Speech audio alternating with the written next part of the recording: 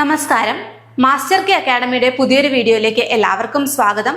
ഇന്ന് നമ്മൾ ഡിസ്കസ് ചെയ്യാൻ പോകുന്നത് പാലിന്റെ സാമ്പിളിംഗ് രീതികളെ കുറിച്ചാണ്. അപ്പോൾ നമ്മൾ പാല് കർഷകരിൽ നിന്ന് കളക്ട് ചെയ്ത് അതിനെ പ്രോസസ്സ് ചെയ്ത് കൺസ്യൂമേഴ്സിലേക്ക് എത്തിക്കുന്നു. ഇതിന്റെ ഓരോ ഘട്ടത്തിലും ആ പാലിന്റെ ക്വാളിറ്റി നമ്മൾ എൻഷുർ ചെയ്യേണ്ടതുണ്ട്. കാരണം എന്തെങ്കിലുമൊക്കെ കണ്ടാമിനേഷൻസ് വരാം, അല്ലെങ്കിൽ എന്തെങ്കിലും കെമിക്കൽ റിയാക്ഷൻസ് നടന്നിട്ടുണ്ടാവാം, അതും അല്ലെങ്കിൽ ഇപ്പോൾ ടെമ്പറേച്ചർ മാറുന്നതിനനുസരിച്ച് എന്തെങ്കിലും പ്രശ്നങ്ങൾ സംഭവിച്ചിട്ടുണ്ടാവാം, അല്ലെങ്കിൽ അതിന്റെ കോമ്പോസിഷൻ അത്ര നല്ലതല്ലായിരിക്കാം, അല്ലെങ്കിൽ ആവശ്യമായ ഫാറ്റ് കണ്ടന്റോ SNF കണ്ടന്റോ എന്തിനെങ്കിലുമൊക്കെ പ്രശ്നം ഉണ്ടാവാം. അപ്പൊ ഈ പ്രശ്നങ്ങളെയൊക്കെ മനസ്സിലാക്കാനും അതിനെ ഓവർകം ചെയ്ത് നല്ല ക്വാളിറ്റിയുള്ള പാല് കർഷകരിൽ നിന്ന് കളക്ട് ചെയ്ത് അതിന്റെ അർഹിക്കുന്ന വില കർഷകർക്ക് നൽകിക്കൊണ്ട് പ്രോസസ്സ് ചെയ്ത് കൺസ്യൂമേഴ്സിലേക്ക് എത്തിക്കുക. അവിടെയാണ് മിൽമയുടെ വിജയം എന്ന് പറയുന്നത്, അല്ലെ? അപ്പൊ അതിനുവേണ്ടി ഏറ്റവും സുപ്രധാനമായിട്ടുള്ള ഒരു സ്റ്റെപ്പാണ് സാമ്പിളിംഗ് എന്ന് പറയുന്നത്. അപ്പൊ സാമ്പിളിംഗ് ചെയ്യുമ്പോൾ എന്തൊക്കെ കാര്യങ്ങളാണ് ശ്രദ്ധിക്കേണ്ടത്, അല്ലെങ്കിൽ എന്തൊക്കെയാണ് ഇതിനകത്ത് ഏതൊക്കെ സ്റ്റേജസിലാണ് ഇത് ചെയ്യുന്നത്, ഇങ്ങനത്തെ കാര്യങ്ങളൊക്കെയാണ് നമ്മളൊന്ന് ഡിസ്കസ് ചെയ്തു പോകുന്നത്. അത്ര ഡിഫിക്കൽട്ട് ആയിട്ടുള്ള ഒരു ടോപ്പിക് ഒന്നും അല്ല. ഒരു 10ാം ക്ലാസ് തരത്തിലുള്ള ഒരു എക്സാമിന് എന്തൊക്കെ കാര്യങ്ങൾ പഠിക്കണമോ അത് മാത്രമേ ഇൻക്ലൂഡ് ചെയ്തിട്ടുള്ളൂ. കാരണം എന്താണ്, എലാബറേറ്റ് ആയിട്ട് നോക്കുകയാണെങ്കിൽ പല സാമ്പിളിംഗ് മെത്തേഡ്സും വലിയ ഡീറ്റെയിൽ ആയിട്ടൊക്കെ നമ്മൾ പഠിക്കണം. പക്ഷെ അതിന്റെ ആവശ്യമില്ല. നിങ്ങൾക്ക് ഒരു എക്സാം പോയിന്റ് ഓഫ് വ്യൂവിൽ എന്തൊക്കെ കാര്യങ്ങൾ വരുമോ അതൊക്കെയാണ് ഉൾപ്പെടുത്തിയിട്ടുള്ളത്. അഡീഷണൽ ആയിട്ട് എന്തെങ്കിലുമൊക്കെ വേണമെങ്കിൽ നമ്മൾ എന്താണ് MCQs ഒക്കെ ഡിസ്കസ് ചെയ്യുന്ന സമയത്തും എക്സാം ഇടുന്ന സമയത്തും ഒക്കെ അതും കൂടെ ആഡ് ഓൺ ചെയ്ത് തരും. അപ്പോൾ നിലവിൽ നമുക്ക് എന്താണ് ഈ സാമ്പിളിങ്ങിന്റെ പ്രാധാന്യമെന്നും അത് ഏതൊക്കെ രീതിയിൽ ചെയ്യാമെന്നും ഏതൊക്കെ ഘട്ടങ്ങൾ ചെയ്യാമെന്നും ഒക്കെ നോക്കാം. അപ്പൊ നോക്കിക്കേ, ക്ഷീര വ്യവസായത്തിൽ പാലിന്റെ ഗുണനിലവാരം നിർണയിക്കുന്നതിനും സംസ്കരണത്തിനായി സ്വീകരിക്കുന്നതിനും കർഷകർക്ക് വില നൽകുന്നതിനും മുന്നോടിയായി നടത്തുന്ന ഒരു സുപ്രധാന പ്രക്രിയയാണ് പാൽ സാമ്പിളിംഗ് അഥവാ മിൽക്കിന്റെ സാമ്പിളിംഗ്. അപ്പോൾ ഏതൊക്കെ ഘട്ടങ്ങളിലാണ് വേണ്ടത്? ഒന്ന്, പാലിന്റെ ഗുണനിലവാരം ഉറപ്പാക്കണം, അല്ലെ? ചിലപ്പം ഇപ്പൊ കർഷകർ കൊണ്ടുതരുന്ന പാലിൽ എന്തെങ്കിലുമൊക്കെ അഡൾട്ടറേഷൻസ് ഉണ്ടാവാം. വേറെ ഒരാൾ കൊണ്ടുതരുന്ന പാല് എന്താണ് നല്ല ഹൈ ക്വാളിറ്റി ആയിരിക്കും. അപ്പൊ ഇവർക്ക് രണ്ടുപേർക്കും ഒരേ ക്വാളിറ്റി എന്ന് നമുക്ക് പറയാൻ പറ്റില്ല, അല്ലെ? അല്ലെങ്കിൽ ഒരേ പ്രൈസ് ഇവർ ഡിസർവ് ചെയ്യുന്നില്ല, അല്ലെ? അപ്പൊ എന്താണ്, നമ്മൾ ആ പാലിന്റെ ക്വാളിറ്റി ആദ്യം ടെസ്റ്റ് ചെയ്യണം. അതിന് ക്വാളിറ്റി ഉണ്ടെങ്കിൽ മാത്രമേ എന്താണ് നമ്മളൊരു പ്രൈസ് നിർണ്ണയിച്ച് കർഷകർക്ക് ക്വാളിറ്റി ഉള്ള മിൽക്കിന് അതിനനുസരിച്ചുള്ള പ്രൈസിങ് കൊടുക്കാൻ സാധിക്കുള്ളൂ. അതുപോലെ ഇതിന് പ്രോസസ്സിങ്ങിന് കൊണ്ടുപോകുമ്പോൾ, അതായത് ഇപ്പൊ നമ്മൾ എന്താണ് ഓരോ കളക്ട് ചെയ്യുന്ന പാലിനെ ഇപ്പൊ പാസ്ചറൈസ് ചെയ്യുന്നുണ്ട്, ഹോമോജനൈസ് ചെയ്യുന്നുണ്ട്, പിന്നെന്താണ് ഇതൊക്കെ നമ്മൾ ഡീറ്റെയിൽ ആയിട്ട് പഠിക്കും കേട്ടോ. അപ്പം അതുപോലെ തന്നെ എന്താണ് മറ്റ് പ്രോഡക്റ്റുകളാക്കി മാറ്റുന്നുണ്ട്, അല്ലെ? നെയ്യ്, വെണ്ണ, തൈര് അങ്ങനെയൊക്കെ ആക്കി മാറ്റുന്നുണ്ട്. അപ്പോൾ അങ്ങനത്തെ ബൈ പ്രോഡക്റ്റുകൾക്ക് എന്തുണ്ടായിരിക്കണം? ക്വാളിറ്റി ഉണ്ടായിരിക്കണം. ക്വാളിറ്റി ഉണ്ടായിരിക്കണമെങ്കിൽ നമ്മുടെ പ്രൈമറി സോഴ്സ് ആയിട്ടുള്ള പാല് എന്തായിരിക്കണം? അതിനും ക്വാളിറ്റി ഉണ്ടായിരിക്കണം, അല്ലെ? അപ്പൊ അതുകൊണ്ട് തന്നെ അതിന്റെ ക്വാളിറ്റി ടെസ്റ്റിംഗ് ആവശ്യമായിട്ടുള്ള സാമ്പിൾ നമ്മൾ ഓരോ ഘട്ടത്തിലും കളക്ട് ചെയ്തിരിക്കണം. ഇനി പാൽ സാമ്പിൾ എടുക്കുന്നതിൽ കൃത്യമായ നടപടിക്രമങ്ങൾ പാലിക്കേണ്ടതുണ്ട്. അതായത് എന്താണ്, ഒരു പർട്ടിക്കുലർ പ്രോട്ടോകോളും ഉണ്ടായിരിക്കും, അല്ലെങ്കിൽ ഇന്ന സാധനങ്ങൾ ഉപയോഗിക്കണം, ഇന്ന രീതിക്ക് ഉപയോഗിക്കണം എന്നൊക്കെ ഉണ്ട്. പിന്നെന്താണ്, കാരണം എടുക്കുന്ന സാമ്പിൾ ഒരു ബാച്ചിലുള്ള മുഴുവൻ പാലിന്റെയും കൃത്യമായ പ്രതിനിധി ആയിരിക്കും. അതായത് റെപ്രസെന്റേറ്റീവ് സാമ്പിൾ. അതായത് നമ്മളിപ്പോ ഒരു കർഷകനിൽ നിന്ന് തന്നെ ചിലപ്പോൾ ഒരു 50 ലിറ്റർ പാല് വീതം കളക്ട് ചെയ്യുന്നു, പോട്ടെ ഒരു 25 ലിറ്റർ വീതം കളക്ട് ചെയ്യുന്നു. ഇങ്ങനെ ഒരുപാട് പേരിൽ നിന്ന് കളക്ട് ചെയ്തിട്ടായിരിക്കും ഒരു സൊസൈറ്റിയിൽ പാല് വരുന്നത്, അല്ലെ?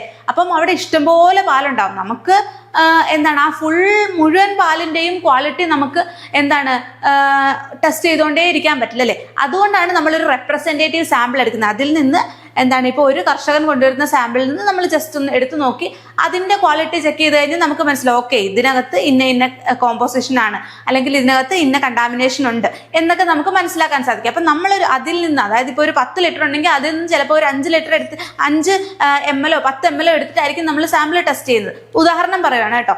അപ്പം ആ ഒരു നമ്മൾ എടുക്കുന്ന 5 ml അല്ലെങ്കിൽ 10 ml എന്ന് പറയുന്നത് ഈ എൻറ്റയർ 10 ലിറ്ററിനെ റെപ്രസെന്റ് ചെയ്തിരിക്കും.